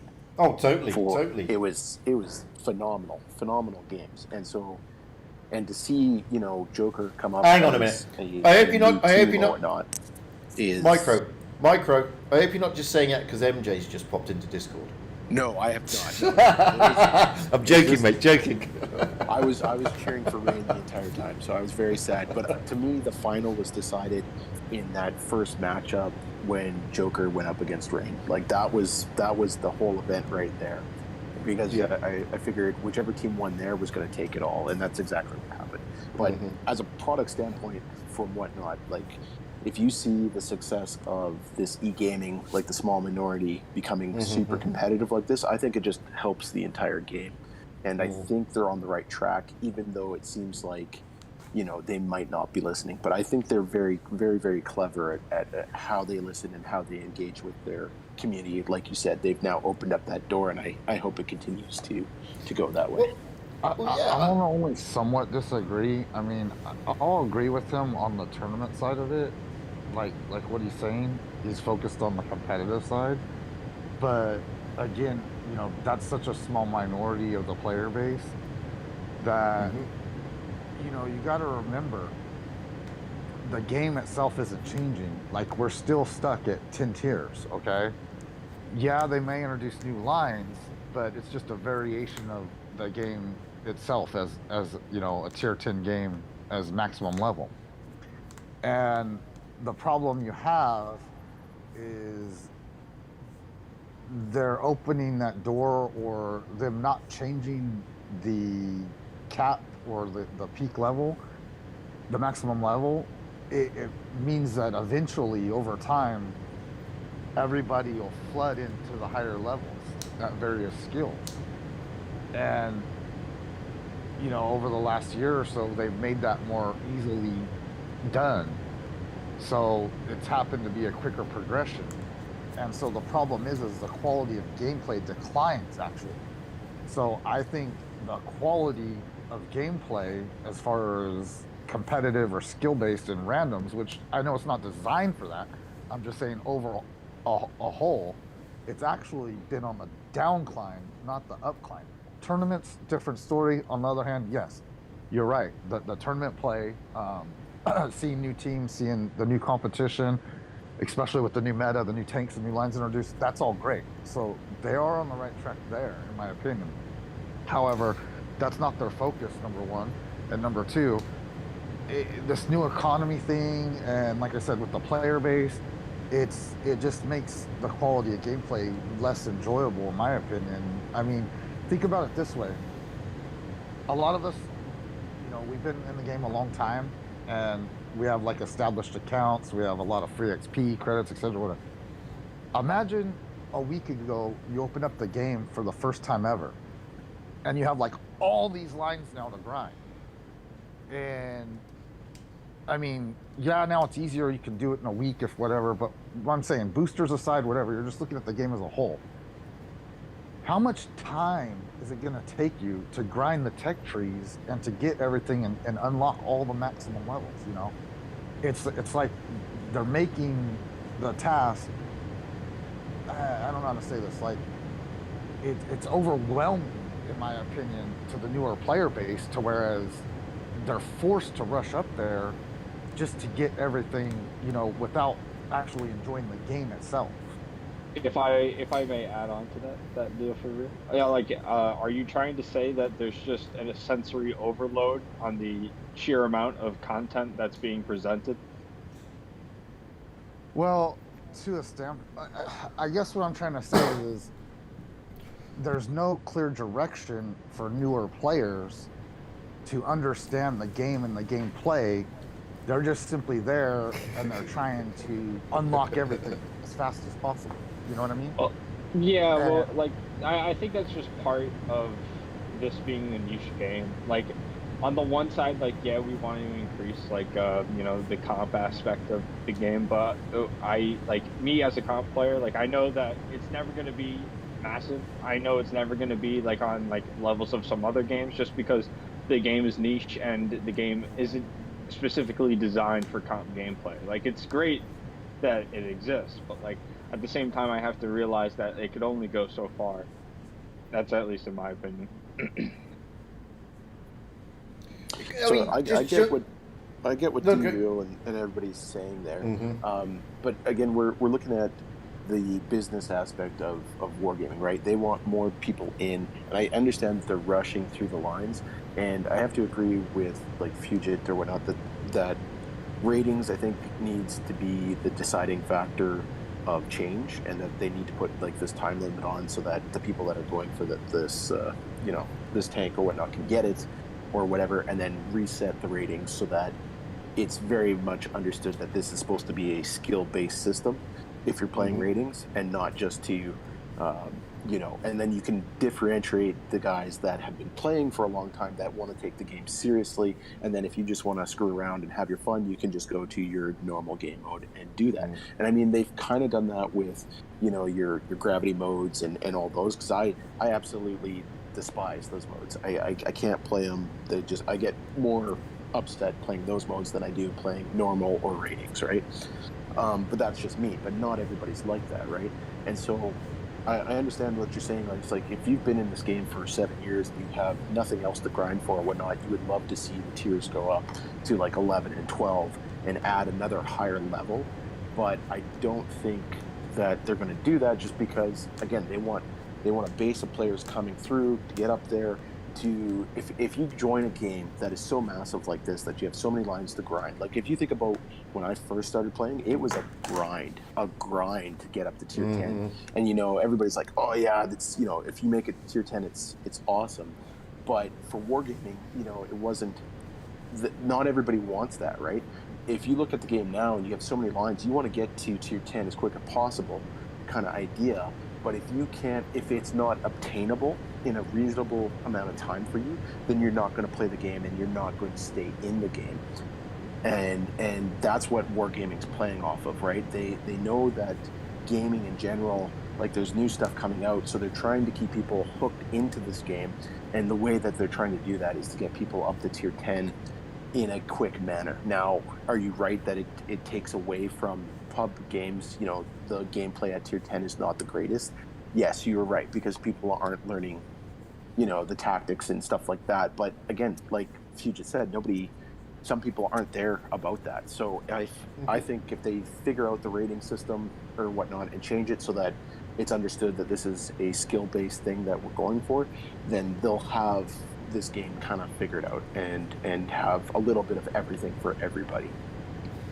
Yeah, I mean, you got to remember, I mean, just going back to, because everybody complains about the crates and about wargaming's marketing, and I just want to take us back to that side. I remember, I played one game, I can't remember what it's called now for the life of me, and I've seen games that do this. You're rolling out, doing whatever you're doing, and you fire your gun at whatever you're shooting at, and all of a sudden you get a pop-up. You would get better kill shots if you bought this. And then they try and force you down a route to buy that better gun or that better ammunition or whatever. Wargaming don't do that. We don't have that in Blitz. We don't have people, the game trying to force you down the road of getting better camos or getting this or getting that. It's there, don't get me wrong. I mean, in the tech tree, if you look at the tech tree, then obviously it is there because they want you to upgrade to the turret, they want the tank, the engines, the gun, etc., etc. And they offer, you can enrich it and all that sort of stuff. So it is there, but it's not in your face there. So, wargaming do get a lot of aggro about the crates. And they are not, by far, the only company that deals with drop boxes. I mean, Christ, I was watching Angry Joe the other day talking about the new Battlefield, and he's just raging because that's all it is. It's all about setting you up to spend more money. You've already got to spend $100 on the game, and now they want you to spend even more money to play the frigging game. So, wargaming are by far not the worst out there. Not only that, but it's something that we really, really, really have to remember. This is a mobile game primarily. It was never designed initially for PC. was designed for mobile. And when it first came out, you couldn't play it on PC. You could only play it on mobile. They eventually rolled it out to the PC crowd. Now, if you want better graphics, if you want better this, you want better that, blah blah blah, then there is World of Tanks PC to play, and it's a bigger game. It's got better graphics, and it's got all those bits that you would expect in the PC gaming world. This is, by all intents and purposes, a mobile game designed for mobile gaming, be it a tablet or be it a phone. And in that package, when you break it back to its original package, it's one hell of a game. I mean, the graphics are fantastic. The gameplay that we have is pretty good, to be fair, for what, for all intents and purposes, is a mobile game. And you know, that's what I look at it as. Because I don't play the PC version, so I'm not tainted with the PC version is much better. I don't have that sort of baggage. I only have the baggage of it's a mobile game, and I'm playing this on my iPad, and it's one of the best games I've played on an iPad. I've got other games on my iPad, and they're shit. The graphics are shit. The gameplay's shit. So you know, you gotta put various things into perspective. All that is true, and I agree. The problem is though, at what line do you draw the gaming experience to whereas it's not worth it? You know, like for instance, I've been getting very, very disappointed. I'll log on, I'll play like 5 or 6 games, and I'll have like 4 straight losses. So when you log on and you have like 4 or 5 straight losses, like what makes you want to continue playing the game? I'm just like, oh, screw it, I'm not gonna play it for the day. I'll just go watch YouTube or something. You know what I mean? I think it's to a point though now, to whereas all the graphics, the game, the mechanics, they're great. They're getting better. They've done all. It's a night and day difference from when I first started playing. I'll agree. They have a great model. You know, there's nothing really wrong with the game per se. It's now it's getting to a point of being a gaming experience though, and especially with this economy thing. Like I said, at least I used to just get on and be like, oh well, screw it, I'll just play it, and at least I'll ain't that the case, Slate? Something, right? But now that's even being compromised, and so that's the only problem I see, or that at least I'm currently having, is that, you know, where do you draw the line of enjoyment versus what the model's supposed to portray? You know what I mean? Yeah, but again, we've got to be, because I did a video on this, and we ourselves are tainted with our own expectations and aspirations. And what we expect and what our aspirations are may not be the same as the majority of the player base. And to an extent, and I'm not saying I'm going to say it, to an extent, I think we, the players, are also to blame in the way things work. For example, I'll give you an example. We stigmatized, and we still stigmatize to this day, SEAL clubbers. Completely stigmatise them. Yeah, so Wargaming then come up with a thing. Well, let's cut down those tech trees. Let's discourage SEAL clubbers. And then we're all up in arms. Oh, they cut down the tech trees. I can't go down into and have fun in tier 3 or 4 now because they've taken everything away.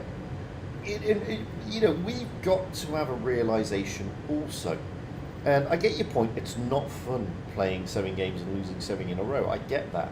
I understand that. And, you know, at the moment, Wargaming did admit that, well, maybe we need to sort of, we feel that there's problems with tier rushing, and maybe we need to look into that.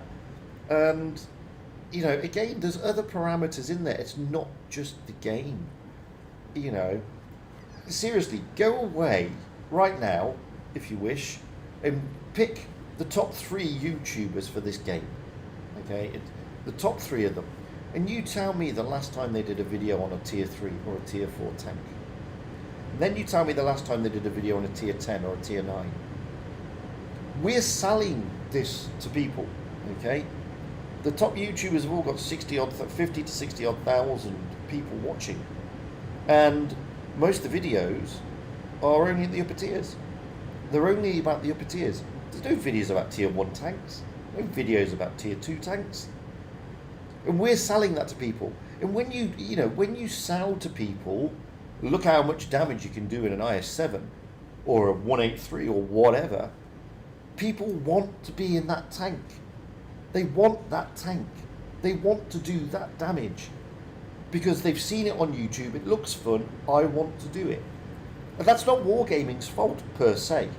It's a conglomeration of a lot of faults. It's faults in the player base, it's faults in YouTube, and it's faults in Wargaming. And this is one of the problems I've always had. The lowest YouTubers go to is to tier 6. There you go. And this is the thing. If you keep throwing at people, new players alone, new players watch these videos a lot. You keep throwing at them tier 9 and tier 10 games, you keep throwing at them high damage, you keep throwing at them all this stuff. They want those tanks because they suddenly feel left out. Because they're down in tier 3 or tier 4. And that's not fun. They want to be up there. They want to be up there because they've seen it on YouTube. And all these factors come in. And I'm not saying by any stretch of the imagination this game is perfect. It's not. It is not perfect. No game is perfect. And it will not please everybody. We will all sit here and pick fault in this game. There are things that we don't particularly like. I don't like tier rushing. Okay? I don't like people with only 300 battles rolling out in a tier 10 thinking they know what they're doing. I don't like it. And I think Wargaming should do something about it. But that's just my view. Then I've got somebody over here who doesn't like people who, I don't know, who've only got 40% win rates in tier 10. They don't like that. And the list is endless. And we'll never please everybody. We'll never please everybody. And we ourselves have to find, what do we play the game for? And I personally, I play the game for 3 reasons. Primary reason, I like tanks and I like blowing shit up. That's primary reason number 1. Totally. My secondary reason is it's entertainment for me. It takes away the mundane, stressful bullshit that I have to deal with in real life. I can turn my brain off to an extent and I can roll out and do number 1. Play a tank and shoot shit and blow shit up. Brilliant stuff. And thirdly, I want to get better. I want to get better to the point where I can actually make a contribution to justify why I'm in the clan I'm in on EU. And that's exactly why I do tournaments, and it's exactly why I rolled out in the Prove Your Skills. Because I want to learn, I want to play the game better. Now, that's not I want to have a better win rate, it's not I want better damage, etc, etc. I want to play the game better. So that's what I'm looking at. And I'm not interested in getting aces on every tank.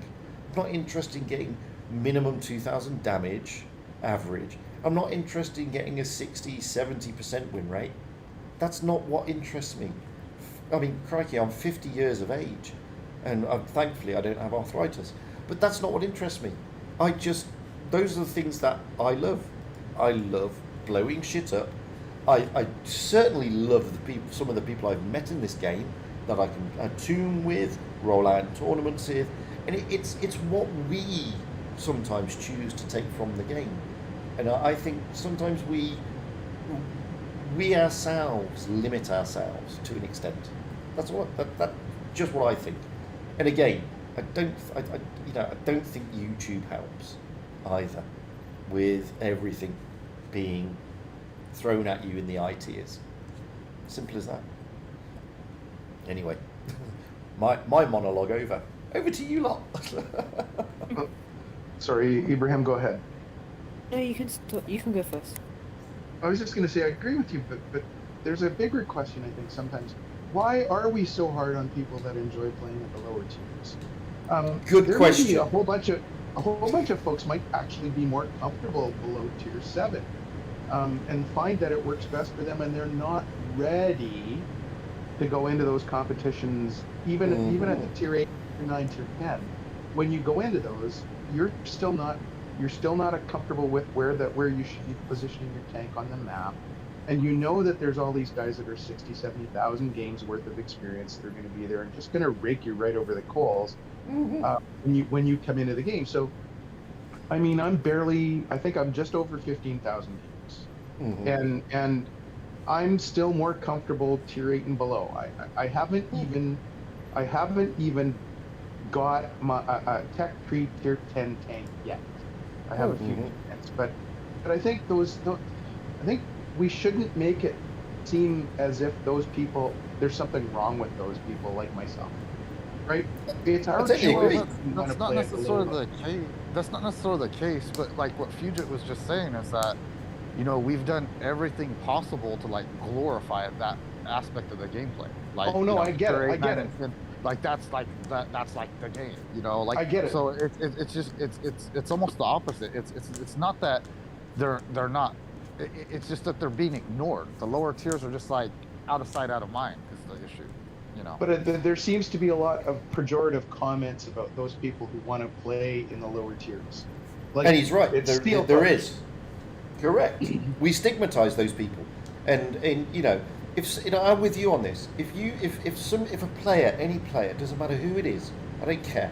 If they want to roll out in a Matilda forever and a day, fair play to them. If that's what they enjoy, if that's what entertains them, if that what brings fun into their world when they play this game, who the fuck are we to say they're wrong? Realistically. Well, I remember there was a short period of time. Oh, go ahead. I don't know. It's talking over somebody. Go ahead. I think it was Micro. Micro, were you saying something? Or was it MJ? Who was it? Sorry, I lost my mute button there for a second. All I was saying is Fugit hit it right on the head, 100%. Who are we to say that if you want to only play tier 4, who are we to say you can't do that, right? That's it, 100%. Well, I remember there was a short period of time after 5.5 when, you know, you would drop down to tier 3 and 4, and it was actually more competitive, more sweaty gameplay than tier 8 and 9 matches, because a lot of AKA so-called seal clubbers or whatever were down there and tuning and whatever, and it was, you know, the lower tiers actually made for some quite interesting play for a period of time. And the main problem I see now with lower tiers is, one, obviously with 5.5, they vanillaed the tank, so to speak. They made them all plain Jane, like the same. So there's no more derp on the T82 or whatever, you know, stuff like that.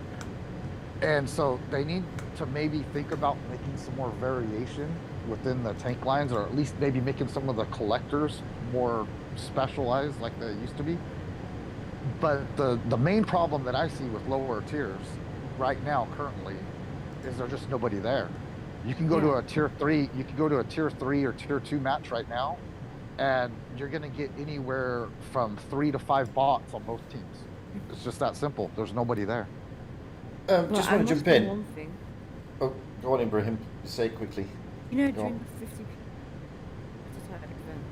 there was so many people spamming to be on. Well, yeah, I mean, I'll deal with that in a moment, because you make a really good point, and I want to deal with that in a moment. Firstly, Jim, welcome to the Discord, mate. Welcome to the Discord chat.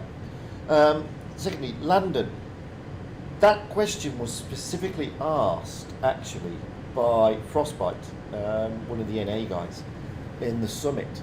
He specifically asked that question. You need to do something to make lower tiers more fun.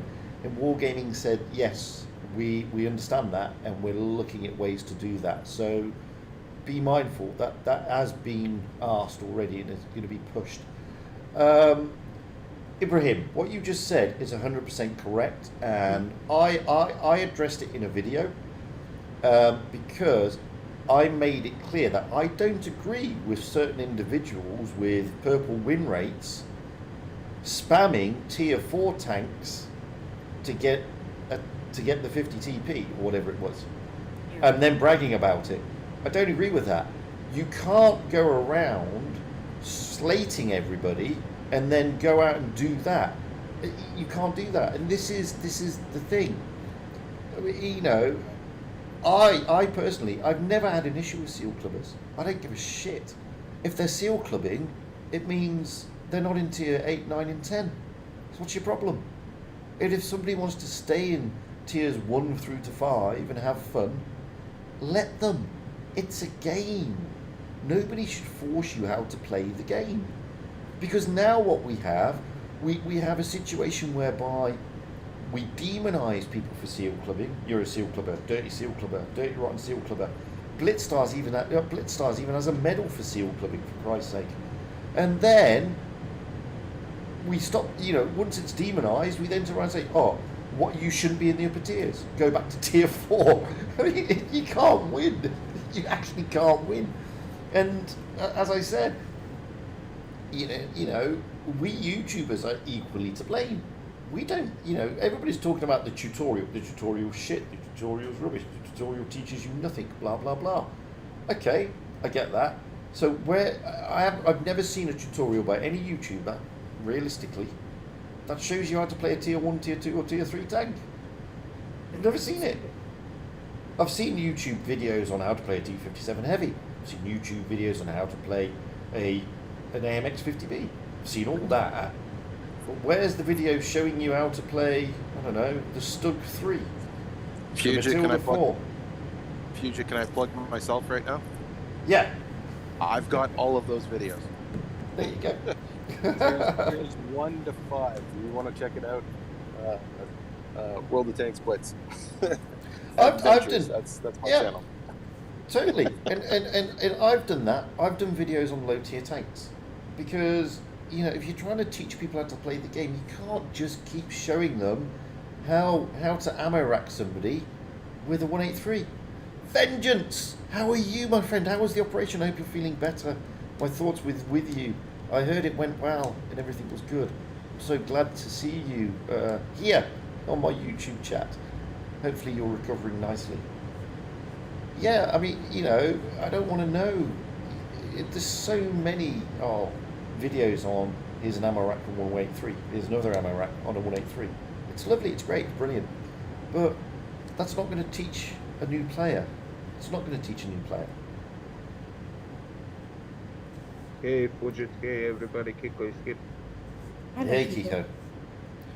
That's the thing. And that's the thing. There has to be a mix. There does have to be a mix. We have to be, I think YouTubers do need to do a mix as well. We shouldn't just focus on the high tiers, or we shouldn't just focus on, how to play tanks 8 all the way up to 10, and let's just rage at the Annihilator and the Smasher. Show videos on how to defeat the Annihilator or the Smasher. I've done that. Instead of raging about these things, show people how to defeat them. Show people that they're not invincible. Do videos on shit like that. Yeah, show them where the 60 TP ammo rack is. Absolutely, exactly. Did you know, if you go onto Blitzhanger, or you go onto Armor Inspector, there is no modules for the 60 TP. But if oddly enough, for NA server, we had no ammo racks in the Blitz Cup. At least Oh, no, you did? TPs. No, that's right. For the 60 TP, you didn't. But you did have ammo racks. 2 of them, I think. IS7s. Both IS7s. They were IS7. They were IS7s. Yes. By the way, for those of you on YouTube wondering who that strange person was, that's MJ from the clan Joker, who is played earlier today in the NA Blitz Cup and is a winner. Yay! Oh, thanks. I look older YouTubers, not older YouTubers, happy, has got some tips how to armor, how to win something, and if you look. I hate to jump in on everybody here, but Mr. Martin Dogger has just popped on and said he's going to get a cup of coffee and then weigh in. I was just waiting for that. I was just going to see. We were talking about Martin. We were talking about him coming back. We sent those positive vibes all the way over to Martin, and voila.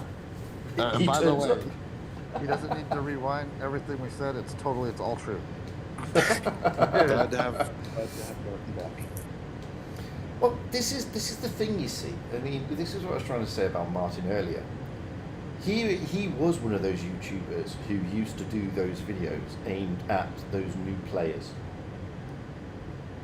To be fair, and I'm not just saying that because he's in my YT chat. I said that earlier, and that's been sort of missing. And I do have a big thing about this with YouTubers always promoting the top tiers and then complaining that they've got Muppets in their team. You know, if you know what I mean.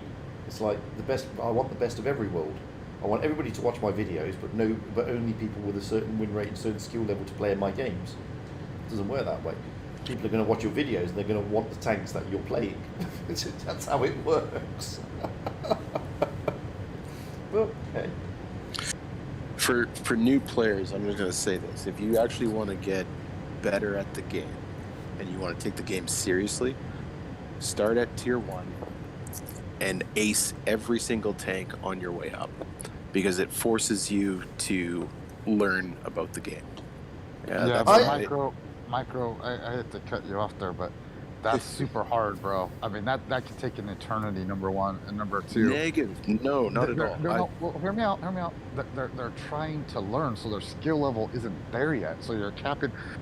I mean, go ahead. I didn't mean to cut you off, but what I'm just saying is that is an accomplishment itself that a lot of players, it takes years to do that.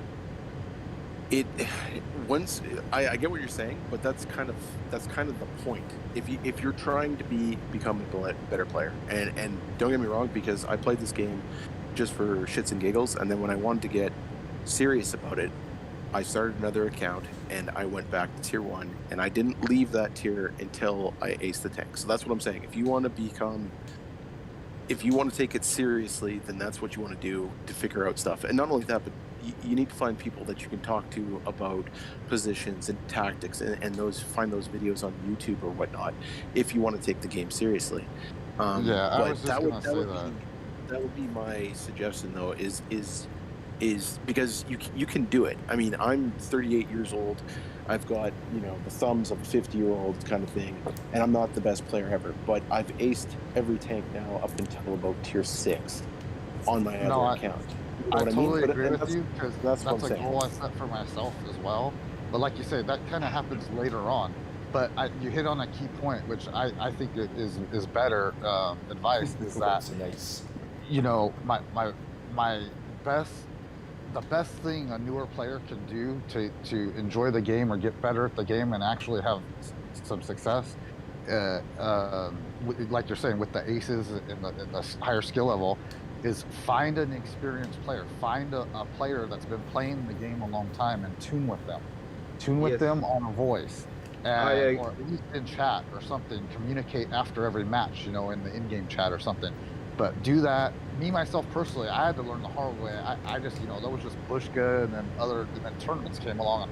I started watching a lot of tournaments I picked up off of map positioning and learned how to use different tanks, their profiles for angling and bouncing and stuff like that. So me personally, I got a lot from watching tournament play, but I know the curve can be increased so much greater if you just find an experienced player and you're willing to tune with them for a good period of time. Your skill level, it can literally almost increase overnight.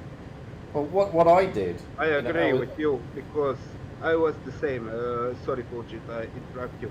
I was having 10k battles and I don't know, about 40 something win rate and 600 damage.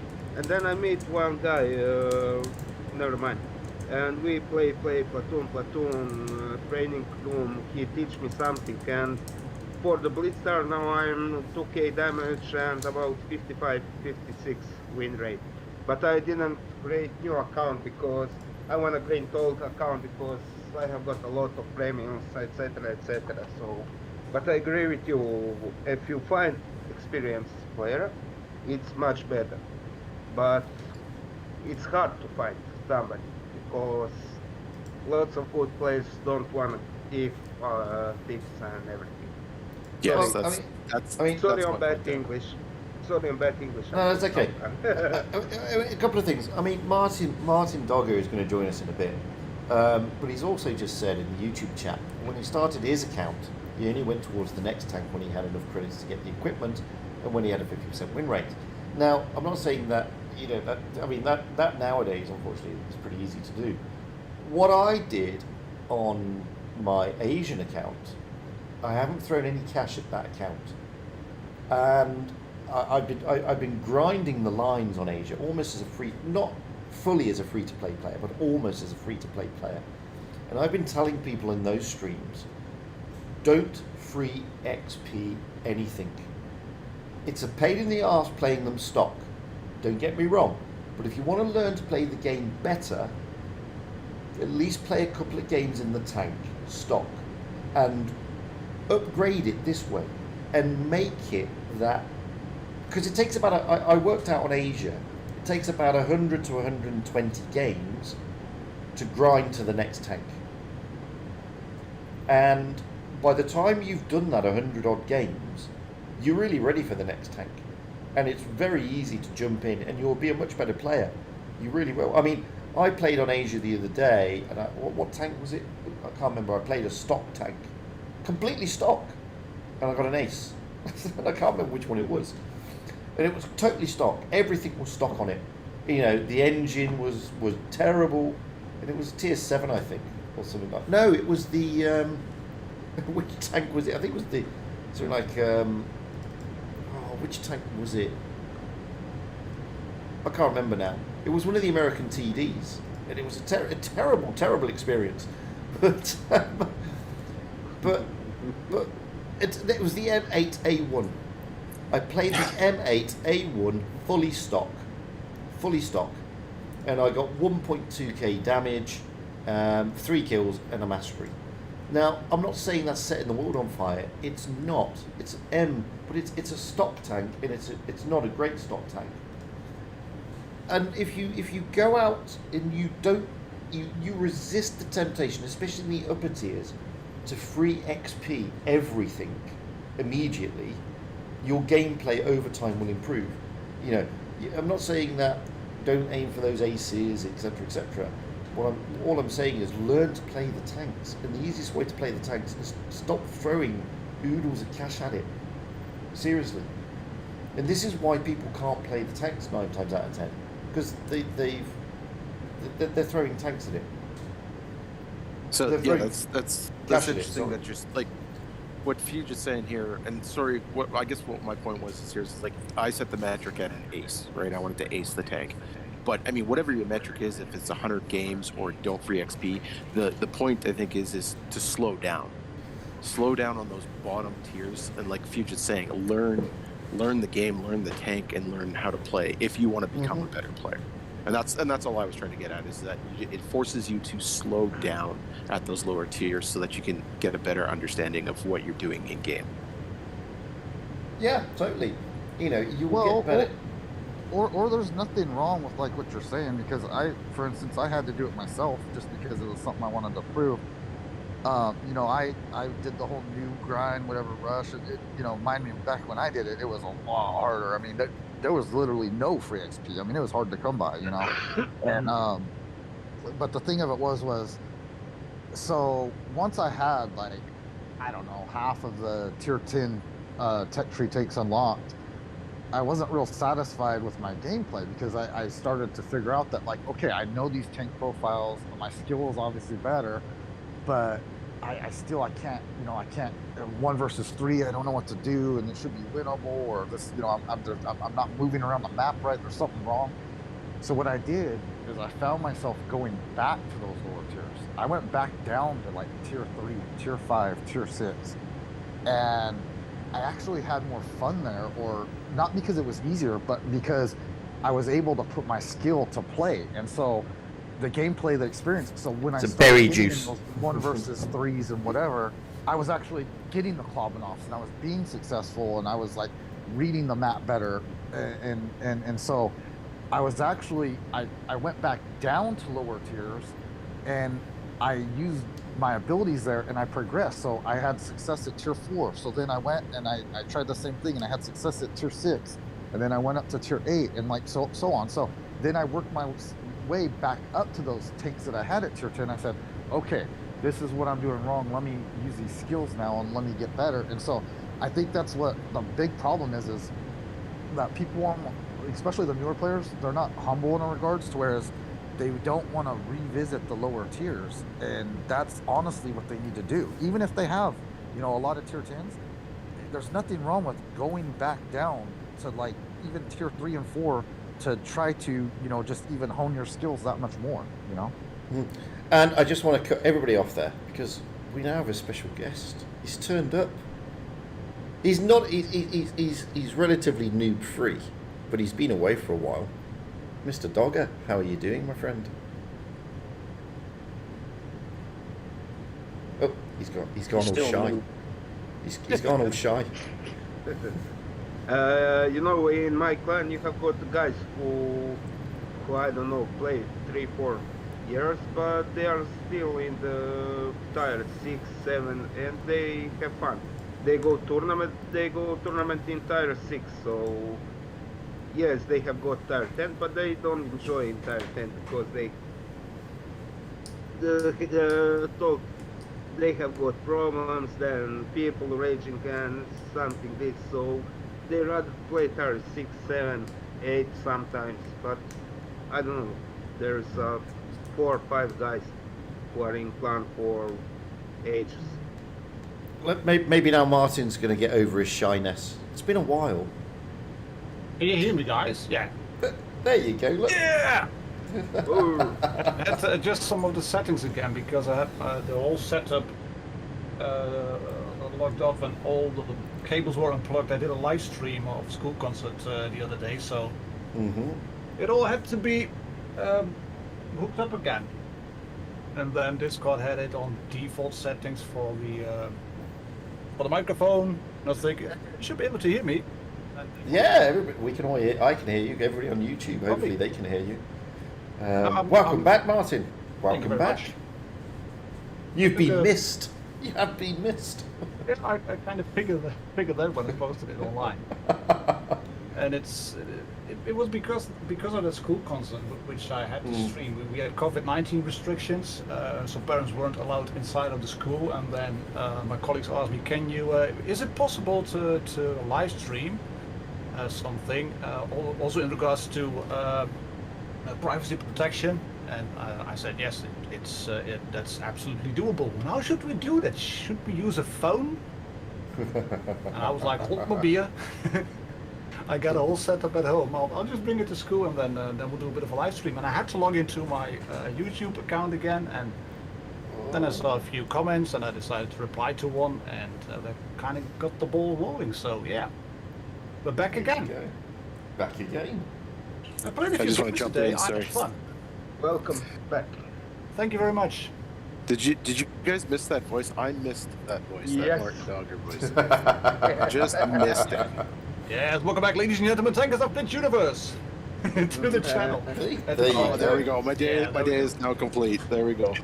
the whole year can be ended just perfectly fine, I think. Well, I missed part of the talk, guys, because I had to go upstairs towards the video room, so to speak. You were talking about people staying in lower tiers not long enough, or going up the tiers so quickly. Yeah, well, basically I was saying that it's not all wargaming's fault. Sometimes the player base, we're to blame because we stigmatised seal clubbers, and therefore that comes across to a lot of people, and therefore they want to get out of the tiers quickly. And then YouTubers, the YouTubers generally only do videos on tiers 8 and above, be it replays of big damage, etc. And that sort of sends the message to these new players who are looking for those YouTube videos to learn how to play the game, that they need to get into those big tanks. And it's a mishmash of this that forces players to rush through the tiers, and therefore puts us in a situation whereby those who have got, I don't know, 30 odd or plus 1,000 battles in the top tiers suddenly start complaining. You know, we've got all these inexperienced players in the top tiers, because it's all because they're allowed to tier rush. And it's not just one thing, it's a multitude of things, I think. It's also it's part wargaming, it's part player based, but it's also really it's just a human thing. People want to make progress, and it is easy to make progress when it is really visible. And getting better at one tank. Once you get past like 100 to 200 games, getting the win rate up is going to be harder. I mean, if you play 4 games and you lose 3, you have 25% win rate, win 1 more, and suddenly you're on 40% win rate. Well, I've got to 40, from 25 to 40. Yeah, of course, that's because you've only played 5 games. Once you've started going up to a certain level of games, then it's really hard to raise the win rate. And then it's more visible when you get a new module, a new tank, a new tier, a new tech tree, etc. And that's what people want to do. And I've been there, done that in the old matchmaking as well, fighting against T29 in an M4 in a tier 5 tank. I really wanted to get that one. I really wanted to get the T29, so I just played the M4 a bit, and then towards the EZ8. And then I decided to go towards the T1 Heavy, and then the M6, and then the T29. But then you get a T29, and you're up against IS8s or E75s, and you think, I have to get that one. So it is, people want to progress, and I can't fault them for that. No, exactly. You can't. You can't fault them for wanting to progress. Definitely not. But the biggest problem is, I think it's a bit too easy to make progress in the game. But if it wasn't that easy, then people wouldn't play it. I have been playing a fair bit of PC, managed to get it up to 1,000 games in total now. Playing mostly the Super Hellcat, because that's a free tank in tier 7. And it's fun, it's quirky.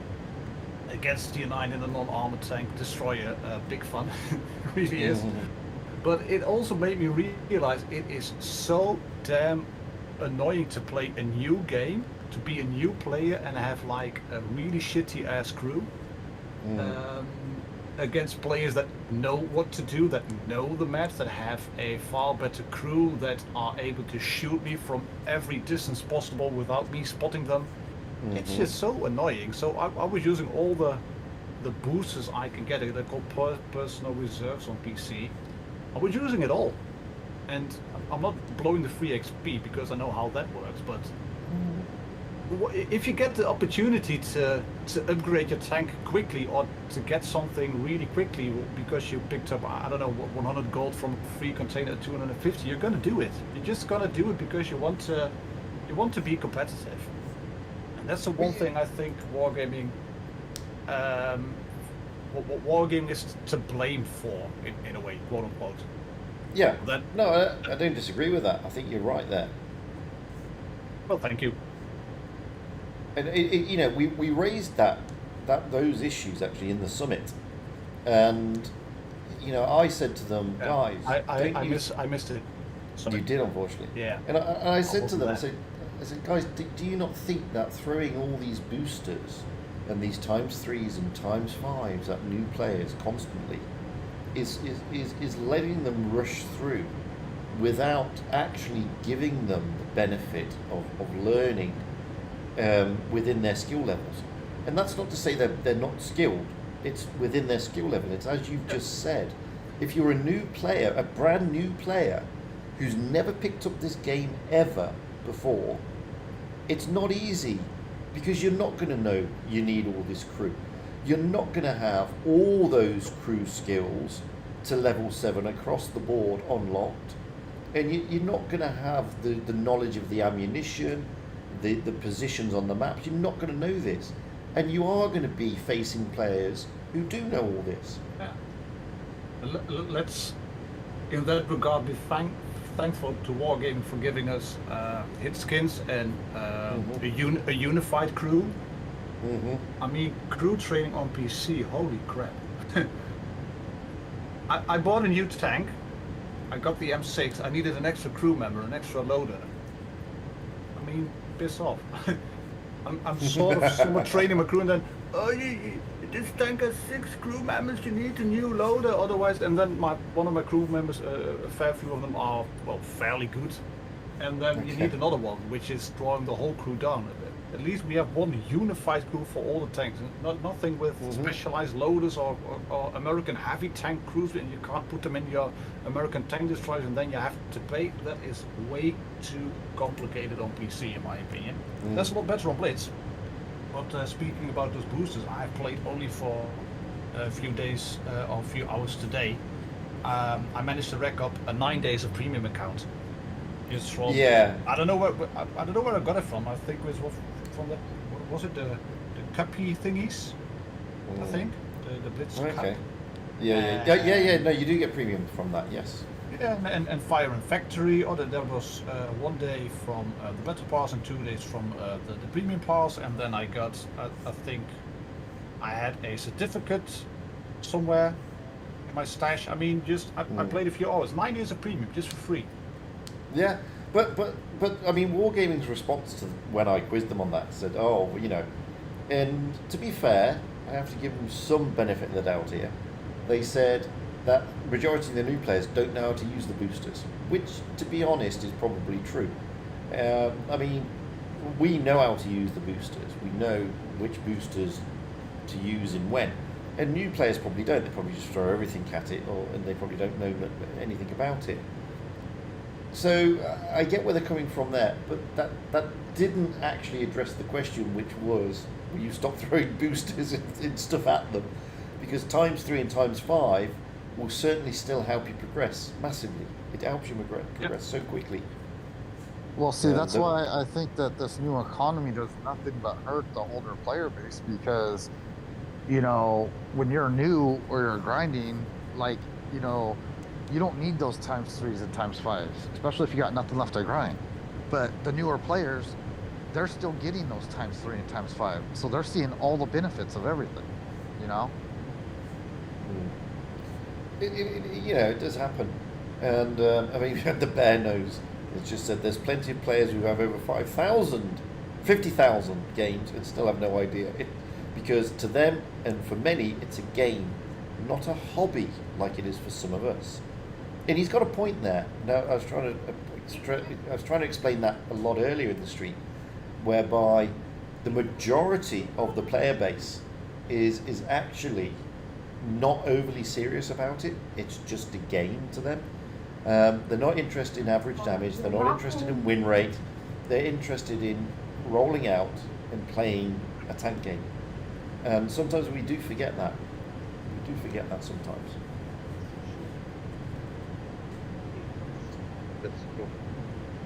You know, some of us do take it a lot more seriously. And the Bear Nose is right. We you know, to some of us it is a hobby. Yeah. I've seen some creators saying, I definitely don't want to play WOTB with you, stuff like that.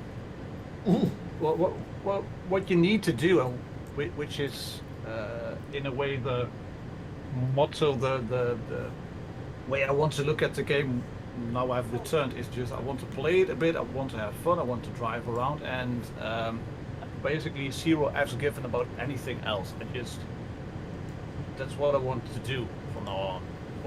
When I took the break from streaming and making videos, and it was longer than initially anticipated, but it was good to really take the time off, just completely. You know, I haven't looked into the game at all. I did check the Discord from time to time, but just taking the complete time off, it started feeling like I needed to do everything in terms of videos. I needed to do everything in terms of gameplay, making progress, getting all the tier 10 tanks, acing everything, trying to do the occasional tournament. I just want to play a little bit now, and I mean, if I have a shit team, then I have a shit team. It's just that. Yeah, no, I mean, I came to the same conclusion. I mean, nowadays, if you get a bad team, you get a bad team. You just have to, you know, as we say in England, grin and bear it. Get over it. Move on. It's not always easy. And, you know, do for real, I know what you said earlier about losing 7 in a row. I get it's not easy. I get it's annoying and it's frustrating. And sometimes you may feel that we don't share, you know, like I did a video the other day, and I'm doing a lot of videos where I'm trying to put positive slants and everything. A lot of people may think we don't care, it's not true. We have the same frustrations as everybody else, but that's being negative all the time is not good for the player base. It's not good for the game. That's my view. That's my view. Probably why I've only got a few thousand subscribers and not 60,000 subscribers. But I'd rather be positive about the game and show people that you can have fun playing this game. You just have to bring to it what you want to bring to it. Sometimes. What helps me approach the game in a slightly new, free and keeping my sanity fashion is trying to focus on damage calls. And it's something I nicked from a skill for L2U, the Lithuanian World of Tanks PC play, is just trying to aim for a certain level of damage plus assistance damage in a certain tier. And it works for me. I mean, I've played 3 or 4 games in the TVP today. All 3 were losses. One was one where I got caught off guard and then hashed by an FV, F in the chat. But I had another one where I got 2.4k damage myself and 1000 assist because of tracking. That's 3.4 total, and the other one was 3.3 of my own damage and a little bit of assist. Team was rubbish. Nothing I could do in that baby tank, and the red team just played better. But I at least tried to do my own hit points worth in terms of damage dealt. That's the bare minimum. Try to go for say 1.5 times my own hit points dealt. That would be great. I'm trying to aim for like 3k in tier 10. And if I can get that, then my game is, in my opinion at least, is a good one. And if then the team sort of helps out as well, then we might actually win. Yeah, no, I have a similar mentality, not based on what I'm doing in the game stats, but when I then try and improve my WN8 on Blitz stars for the tanks. That's what I try to do, and that way sometimes I will lose games, but I will do amazing. I will do good enough damage or good enough this or good enough that to increase the WN8, and that to me, and I try and look at it that way, rather than focus on my win rate, because win rate's never been a big thing for me. And I look at how am I doing in the tank? Am I playing the tank better? Am I getting better at this or that? And it gives me an overall view if I'm getting better at the game generally. I mean, like not so just many the tank. positive ways. Maybe we That's can. what I try to do as well. It's all outside. Mrs. Mike and jealous of kisses. Hey, what do you think about the game that new players had not led the line go further until they have a lot of battles in circle tire? Let's say tire 1, 2, 3, 4 to They'll leave. 1000 battle. They'll leave. They'll leave. Yeah, they'll leave. It's a bad idea. I mean, from the perspective of us as veterans, it makes sense. It really makes sense, but from the perspective of the game, it doesn't make sense. It will just the player base which is here now will then stay, and everybody else who's going to start a new game will just leave. Yeah. They will leave, and Blitz will be dead. Yeah, that's the downside. Yeah. And Martin's completely right. For the veterans, we'd love it. It makes perfect sense. But for players coming in, you're going back to the. I'm playing tier 1, tier 2, tier 3. They're pew guns. They're tanks I don't know. I mean, look, unless you're a historian, most of the people don't know the tanks in tier 1, 2, and 3. Okay, realistically, people start knowing about the Tiger or the Sherman or the T-34. Hence the reason why those 3 tanks are now the tutorial tanks, because people know those tanks. They're in movies. Everybody talks about them. You can buy model after model of them. People don't really know the T1, down in whatever it is. They don't know these tanks. That's why they got rid of them. And being down there and grinding tracks, and grinding engines, and upgrading guns, and all this sort of stuff, it's necessary. But for these new players, it's in the way. It takes them away from the tanks that they want to play. That Tiger 1, that Sherman, like so many that positive T-34, ways, etc., maybe we can. etc. And that's why they did 5.5. And those of you who know me, I mean, Martin was the same. I'm not a big fan of 5.5, but what it did, as I said earlier in the stream, it did exactly what Wargaming intended it to do. It brought in players and it retained players, Yep. and that was the whole idea behind it. I didn't enjoy the removal of a lot of the tanks in the tech tree. It did. How would they call it? It made the tech tree easier. Yes. That's one thing. It makes sense from the perspective of a new player as well. And again, I'm referring to what PC. If you look at that tech tree or what console, holy bananas! There's so many tanks to choose and to play, etc. I mean, it's a mobile game after all, so they need it to be a bit quicker. What I did like about things that Wargaming have done, and I honestly don't know why they haven't done that on PC, is change the premium ammo. Best thing that they've ever done. Better penetration, less damage. That's the best thing I've ever done, in my opinion at least. No, I agree with that. Yes. Yeah. And even I would love to play against tier 8s in my tier 6 just for fun, shits and giggles. Change in matchmaking as well. And it's also because I've been playing PC where you get a tier 8 tank and then you're up against stock tier 6 tanks. It's just not fun. +2, -2 matchmaking is a bitch. I mean, Yeah, you know, Object 252U in the Defender against easy 8s? Not fun. Yeah. No, they weren't. It wasn't fun when we on, did have that. Come on, Martin. +2, -2. That was good times. Yeah, that was good times, but if you look at it at the broader perspective, I mean, I knew how to play, and sometimes you get whacked by an ISU 152 when you were in Easy 8 or a Hellcat or anything like that. But in terms of balance, for the overall game, not just single matches, but the overall game, I think it was good.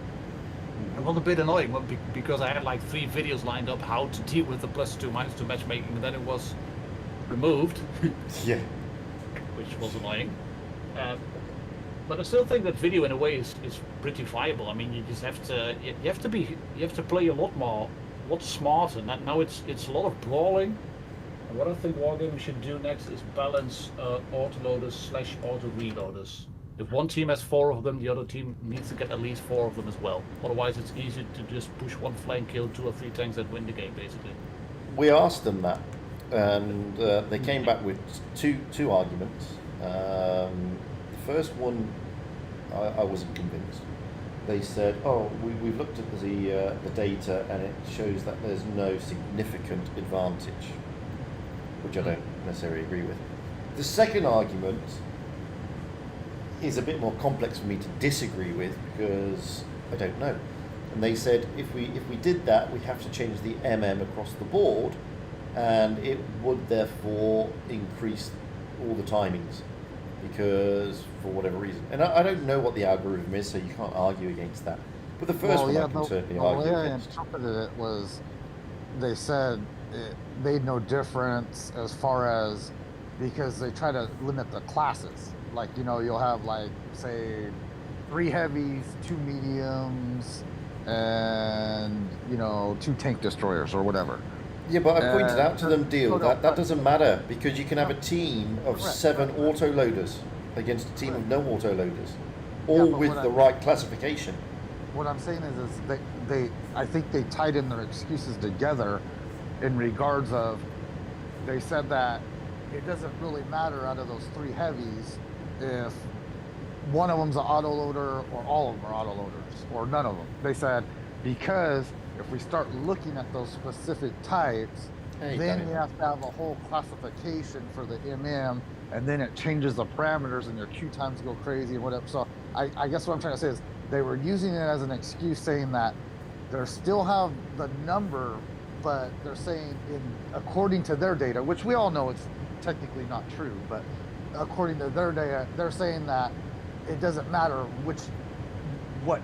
how many of that number. So basically their algorithm is fine, is what they're trying to say.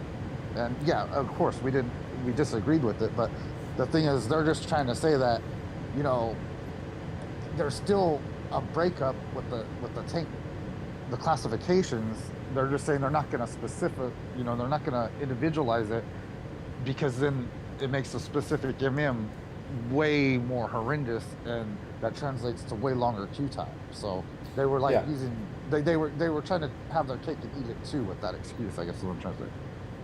Just on that, because Tank Creators said that they also said they were going to combine mediums and lights for MM purposes. They did, but that throws in other issues anyway. So, Micro, sorry, you were going to say something. Well, I was going to say, with their argument, they also said that it's up to the player to have the skill and knowledge to play against autoloaders as well, because they threw that in there too. So it was kind of like a... They did throw that in there, yes. So it was almost kind of like, well, you got to be good enough to adapt to against 7 autoloaders, which is just ridiculous, because all you have to do is push, like you said, and focus fire, and the game's over.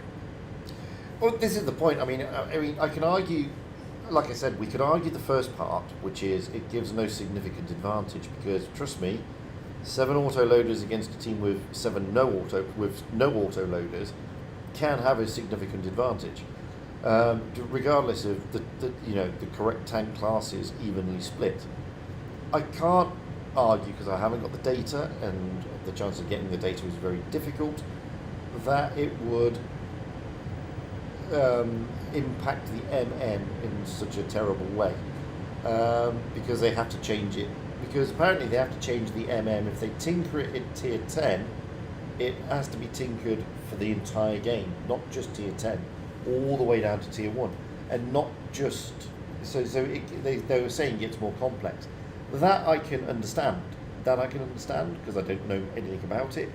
And they say that players have said to them in the surveys they don't like long queue times.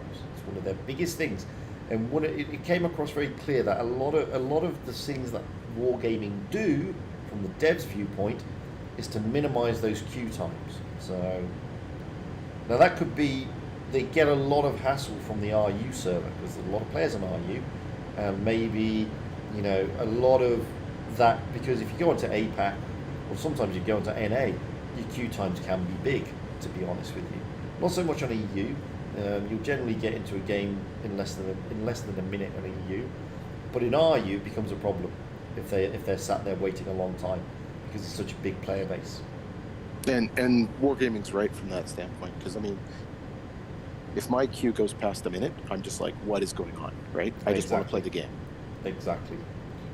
And I've been having to wait like 2 minutes just for regular matches now. It's nuts. But like I said again, even at lower tiers, there's nothing but bots. I mean, I think somebody put in the comment, Littlefinger here was waiting 10 minutes to get into a low tier match, and that's like totally true. Yeah, and it does happen. But I just want to go back, unless Martin's got anything to say on what we've just said about the excuses. When it comes down to wargaming stating data proves the point, it usually boils down to, I think, the fact, does everything we do make the game perform like we want to? I mean, from the wargaming standpoint of view, it probably makes sense. They want to do something with the game, they make a decision, and it works out as they intend. And they obviously have a lot more data than we have, and you would really need to chart all your battles and keep track of everything that was happening, and then you would have to go at least past the 1,000 mark in terms of battles to have any significance to state, does it affect the battle outcome a lot more than needed.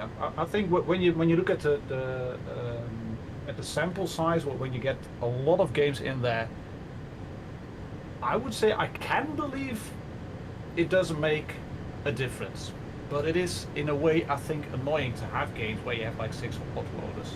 I can remember one which was on Winter Melanovka. Red team had a Betchat platoon. The Betchats basically spotted because they also had FV405s, AMX50Bs, etc. They just basically sat in spawn and waited. That's what they did for the first minute. And then they, and then they realized what was happening, and they pushed one flank, killed 2 tanks with their whole team, and went towards the next one. It just wasn't a fun game at all. But that's the example everybody remembers, obviously, and they keep remembering that because that's one of the outliers of what happens. Basically, it was a whitewash. I think on our team it was a tier 10 game. There were only 2 tanks above 1,000 damage. Wow. Yeah, and it was because of the fact they had autoload. They just focused one tank, and because we were sort of spread out and afraid to get clipped by the autoloaders, that worked for them. But that's one of the outliers of things when you look at the battle results. I go back to the ATGMs. I always have an issue when you rely solely on data, because data doesn't give you a full picture. And the reason I say that is because, and this is a true story, I remember this, it was told to us when I was in the army. During the Vietnam War, the Pentagon commissioned a super duper massive computer to predict things. And they had all this data about weapons taken, Viet Cong or North Vietnamese killed, etc., etc. They fed all this data into this supercomputer, and they went away for the weekend. And the question they asked it was, when will we win the war? And this was in 1968. They typed in, when will we win the war, based on all this data. They went back at the end of the weekend, and there was an answer on one of these little cards. It said, based on the data, you won the war in 1964. Clearly they hadn't, because they were still fighting. And this is the problem with data, and we had the same problem with the ATGMs. You know, the ATGMs, everybody knew that they were an issue. They knew it was an issue, but Wargaming's data was showing that they were very popular tanks, and they were popular tanks because of the issue. And therein, the data doesn't show you. And yes, Jim, the answer is 42. It was. So I always get a bit nervous when they rely purely on data, because data doesn't tell you everything. Hey, Elysium, how you doing, my friend? The biggest thing data does is give you the really big picture indeed, and I still think that Wargaming, they've made a really good game. I mean, 7 years and counting for a mobile game. Absolutely, almost 8 now. Yes. Yeah. Same for what we see. I've played the Mirny event where you play against artificial intelligence, against what is it, the Immortal, some really super-sized King Tiger tank. What was a really good mode. Halloween mode against the Waffenträger, last of the Waffle Tractor, where you could play an auto-loading big boy tank. It was really fun to play. And those modes, I think like a year ago, or maybe a year and a half, I would just say that's just not good. I mean, Ben has some hot. you would start screaming, I think. I know he doesn't like those modes, those fantasy modes, but it was really fun to play in that way, because it didn't hurt your win rate. You get to know the maps a little bit, etc., etc. So it does work. Which I think, in a way, for Wargaming is a bit. It is understandable to be able to grind XP from ratings, but in a way, it is also. Have fun at your party, Elysium. And hello, Dumpy. Win rate, etc. But I think you should maybe get, I don't know, a different kind of currency for ratings, from which you can get certain bits in game, a little bit of gold, free XP credits, special tanks. Stuff like that. I don't think you should be able to grind in ratings. And it's easy for me to say, because I don't have a lot of things to grind. Martin Dogger, Elysium. Martin Dogger, man. I mean, once you get tier 7, you can go into ratings, and then you don't get punished in a way if you lose. Well, this is the thing. I mean, I cast my mind back to when we first had this game. We only had one mode. Realistically, that was just random encounter. Yeah. And it was good that they then brought in, Supremacy. They brought in Supremacy, and then they brought in, they made a big push for clans, which is a good introduction. We had the tournaments coming around, and then love them or loathe them, I do like the fun modes, because for those players who aren't interested in win rates, for those players who aren't, super serious about it, they just want to roll out in a tank and blow shit up, those are fantastic for them. Yep. And I think it was a real good move by Wargaming, adding those fun modes. Like I said, love them or loathe them. I don't think you don't need to play them if you don't like them. But I think nobody forces you to play that mode. Absolutely, and I think that they are a breath of fresh air if you're on a losing streak. If you're fed up with bad teams, if you're fed up with the grind, just jump in. It doesn't matter if you win or lose. You just have some fun, do things you wouldn't normally do. I know some people still like to take it super serious in the fun modes, but they are fun modes. I mean, I don't know how you can take super serious when you're in gravity mode, flying through the air, going boing. You just can't. It goes boing. Exactly. I think it's always funny when somebody just charges in. I had one. It wasn't just regular mode. We were on Faust. One ISU decided to go onto a flank alone. WZ111 with the epic name Super Pot or Lazy Pot or whatever, the squad pot name. ISU went on the flank alone. We called him, mate, wrong side, come with us. No, I'm going this way. And then the WZ chatted globally, please all report the ISU. And I was like, no. And he was like, silence, motherfucker! You noob! You bot! End of story. We lost the game. There was one donut on the team. I give you 3 times a chance to guess who was the donut. And it wasn't even the big one, guy. the one shouting for reporting. Yeah. Report this, report that, blah blah. Dude, come on. Yeah, but he went on a flank alone and you shouldn't do that. Yeah, you should do some damage. It will help as well. But it's a toxicity. And I think that's one of the biggest problems in this game. I don't think if you remove the tier rushing, you remove all the other bits and bobs, it's the toxicity that really pushes people over the edge.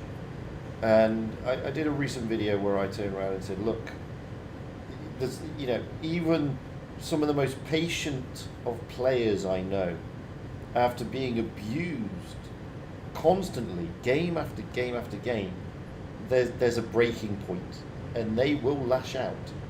And then the chances are that lashing out after that burning candle effect over a period of a few games is enough to get them reported and them banned, which just adds insult to injury.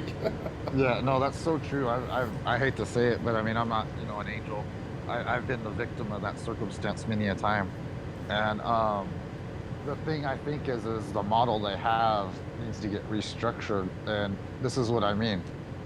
So when you play the game modes, like Gravity or whatever, number one, you're there for fun, so they're just gonna clown around. It's not serious. Somebody can chat spam all they want. At the end of the match, you don't have the opportunity to give a thumbs up or a thumbs down. So that takes one aspect out of it. You're just like, oh, well, I can't do nothing about it anyway, so it was either fun or it wasn't. But in the regular matches, you get your opportunity to grade the military honor with the thumbs up and the thumbs downs. Now, the big problem is you only get X number of thumbs downs. You can literally use them all in one battle. And so when you have no outlet, when you're out of red thumbs downs and you can't do nothing, then you go back.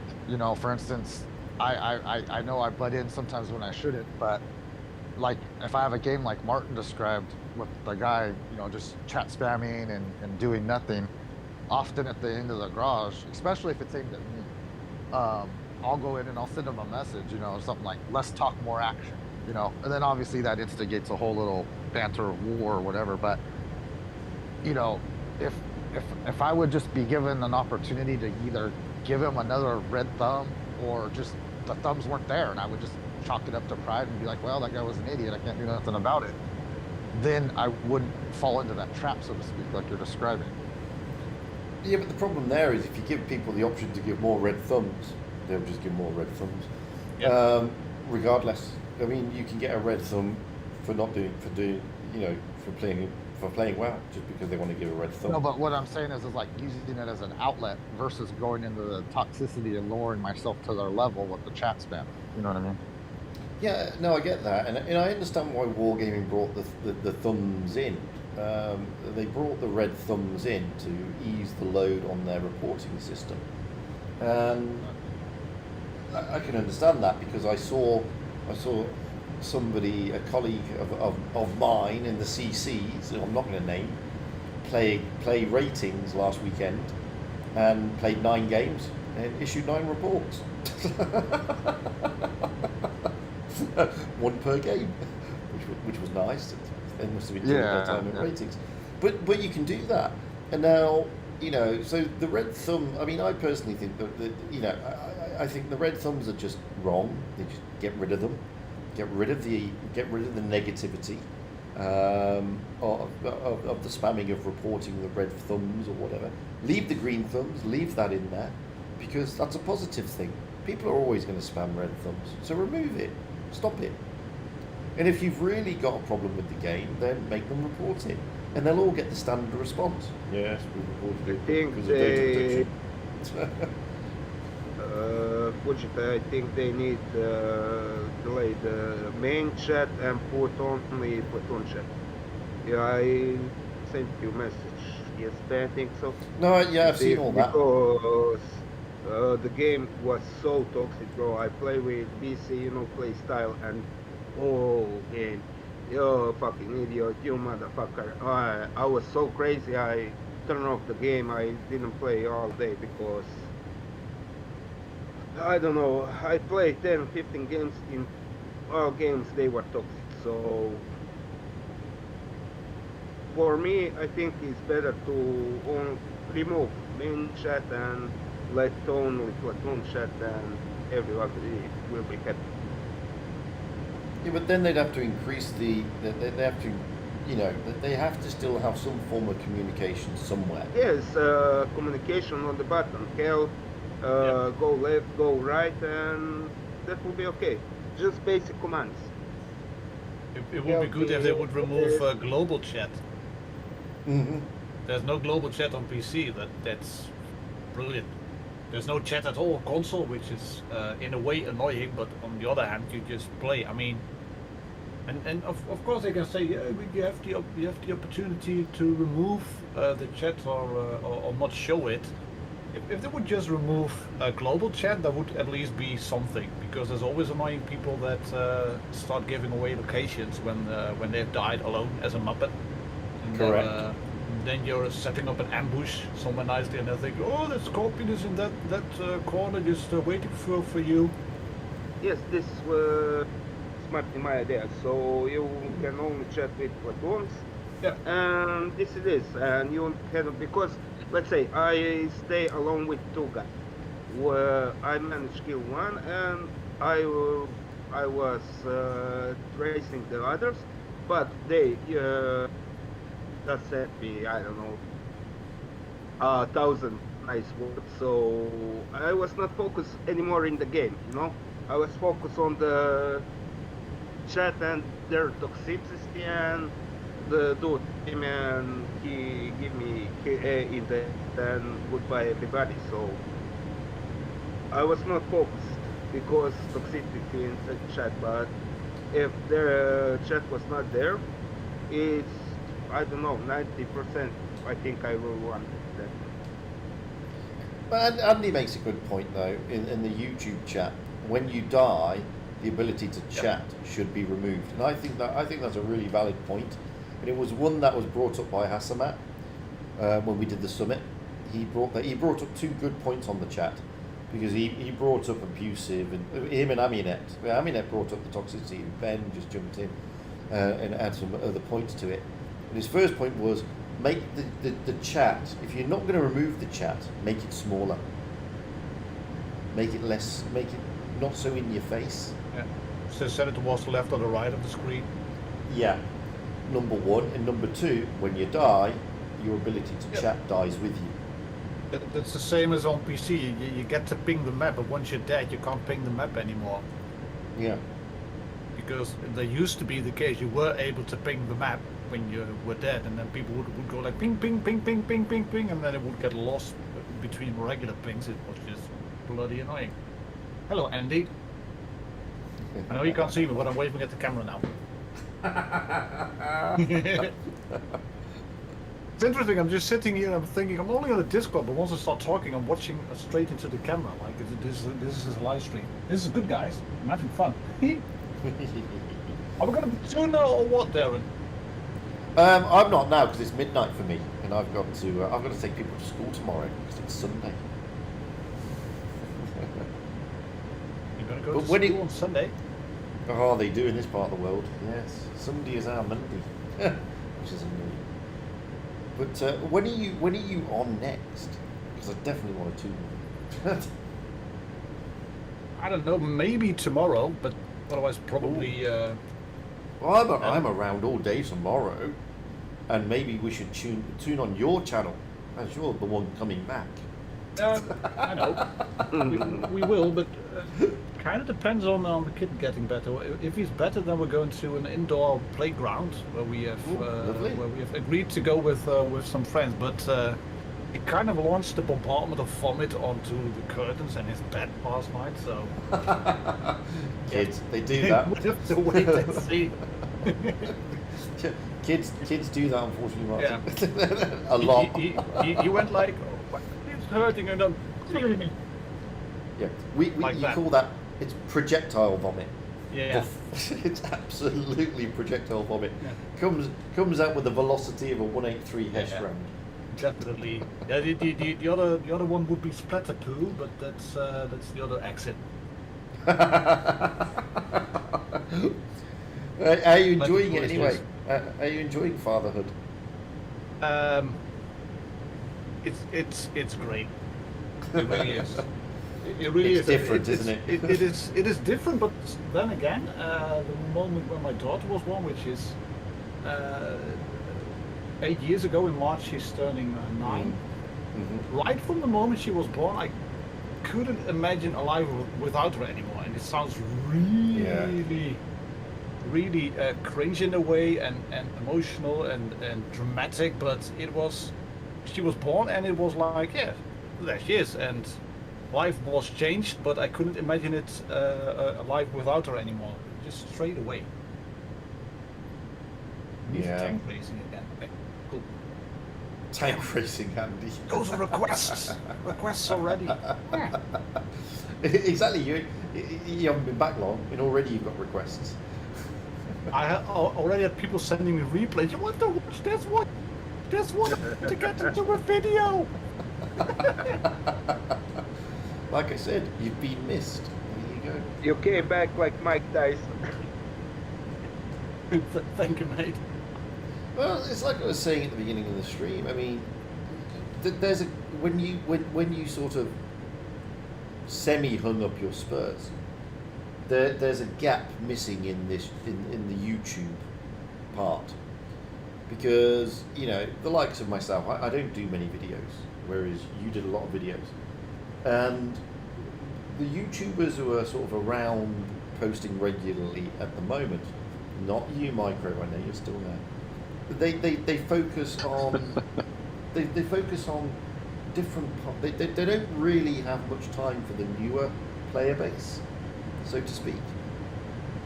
And I think that's what a lot of people have missed, Martin, which is why a lot of people are so happy that you're tentatively on your way back. Well, I'll just tiptoe around a bit. That's what I'll probably do. And then we'll see. Yeah. Yeah, I think, like I said, I mean, a lot of people miss your relatively noob-free game. As you described it yourself. Yeah, that used to be the tech line. Slightly noob-free. So let's roll for a bit. I'm gonna hook up the game and then. Awesome. Yeah. Well, if you're around, if you don't go to the indoor playground tomorrow, I'll let you know, mate. Absolutely. Ooh, Around 7 all days day, of mate. premium account. Going to start.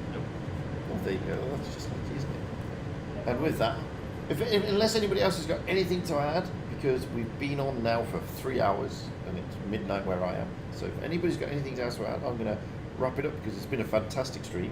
One, we've been lucky to have Mr. Doggo come in, which is also always awesome. And it's been great that so many of you are able to jump in and say what you wanted to say and raise things that you wanted to raise. It's been awesome. And I had MJ Gamer here earlier from Jokers. He was one of the players actually from the Blitz Cup. Played really well. Massive congratulations to Jokers in him. I'm actually in Jokers on NA, so I was rooting for them all the way. But yeah, it's been the best tournament I've seen competitively on NA for a while. It was spectacular to watch. So kudos to all that. We've still got EU to go, as I've said. Anyway, unless anybody else has got anything else to add, we'll knock it on the head there. By the way, we have had some other stars in the chat. I mean, Micro Force X there. Don't forget, get over and have a look at him. Bob Dickerson is also hanging around. He hasn't said much today, but he's also hanging around. He's slowly picking up his spurs back onto YouTube as well. So there you go. And I have to say, Bob, that video you did the other day is absolutely awesome. So, any more for any more, or anything else? No. Okay.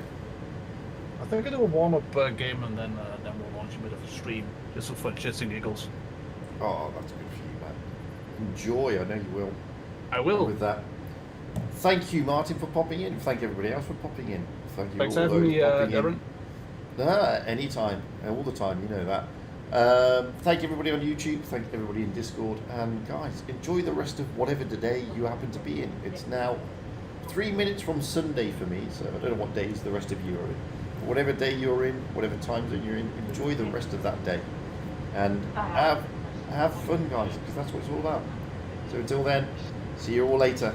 Bye for now. See you later. Bye-bye.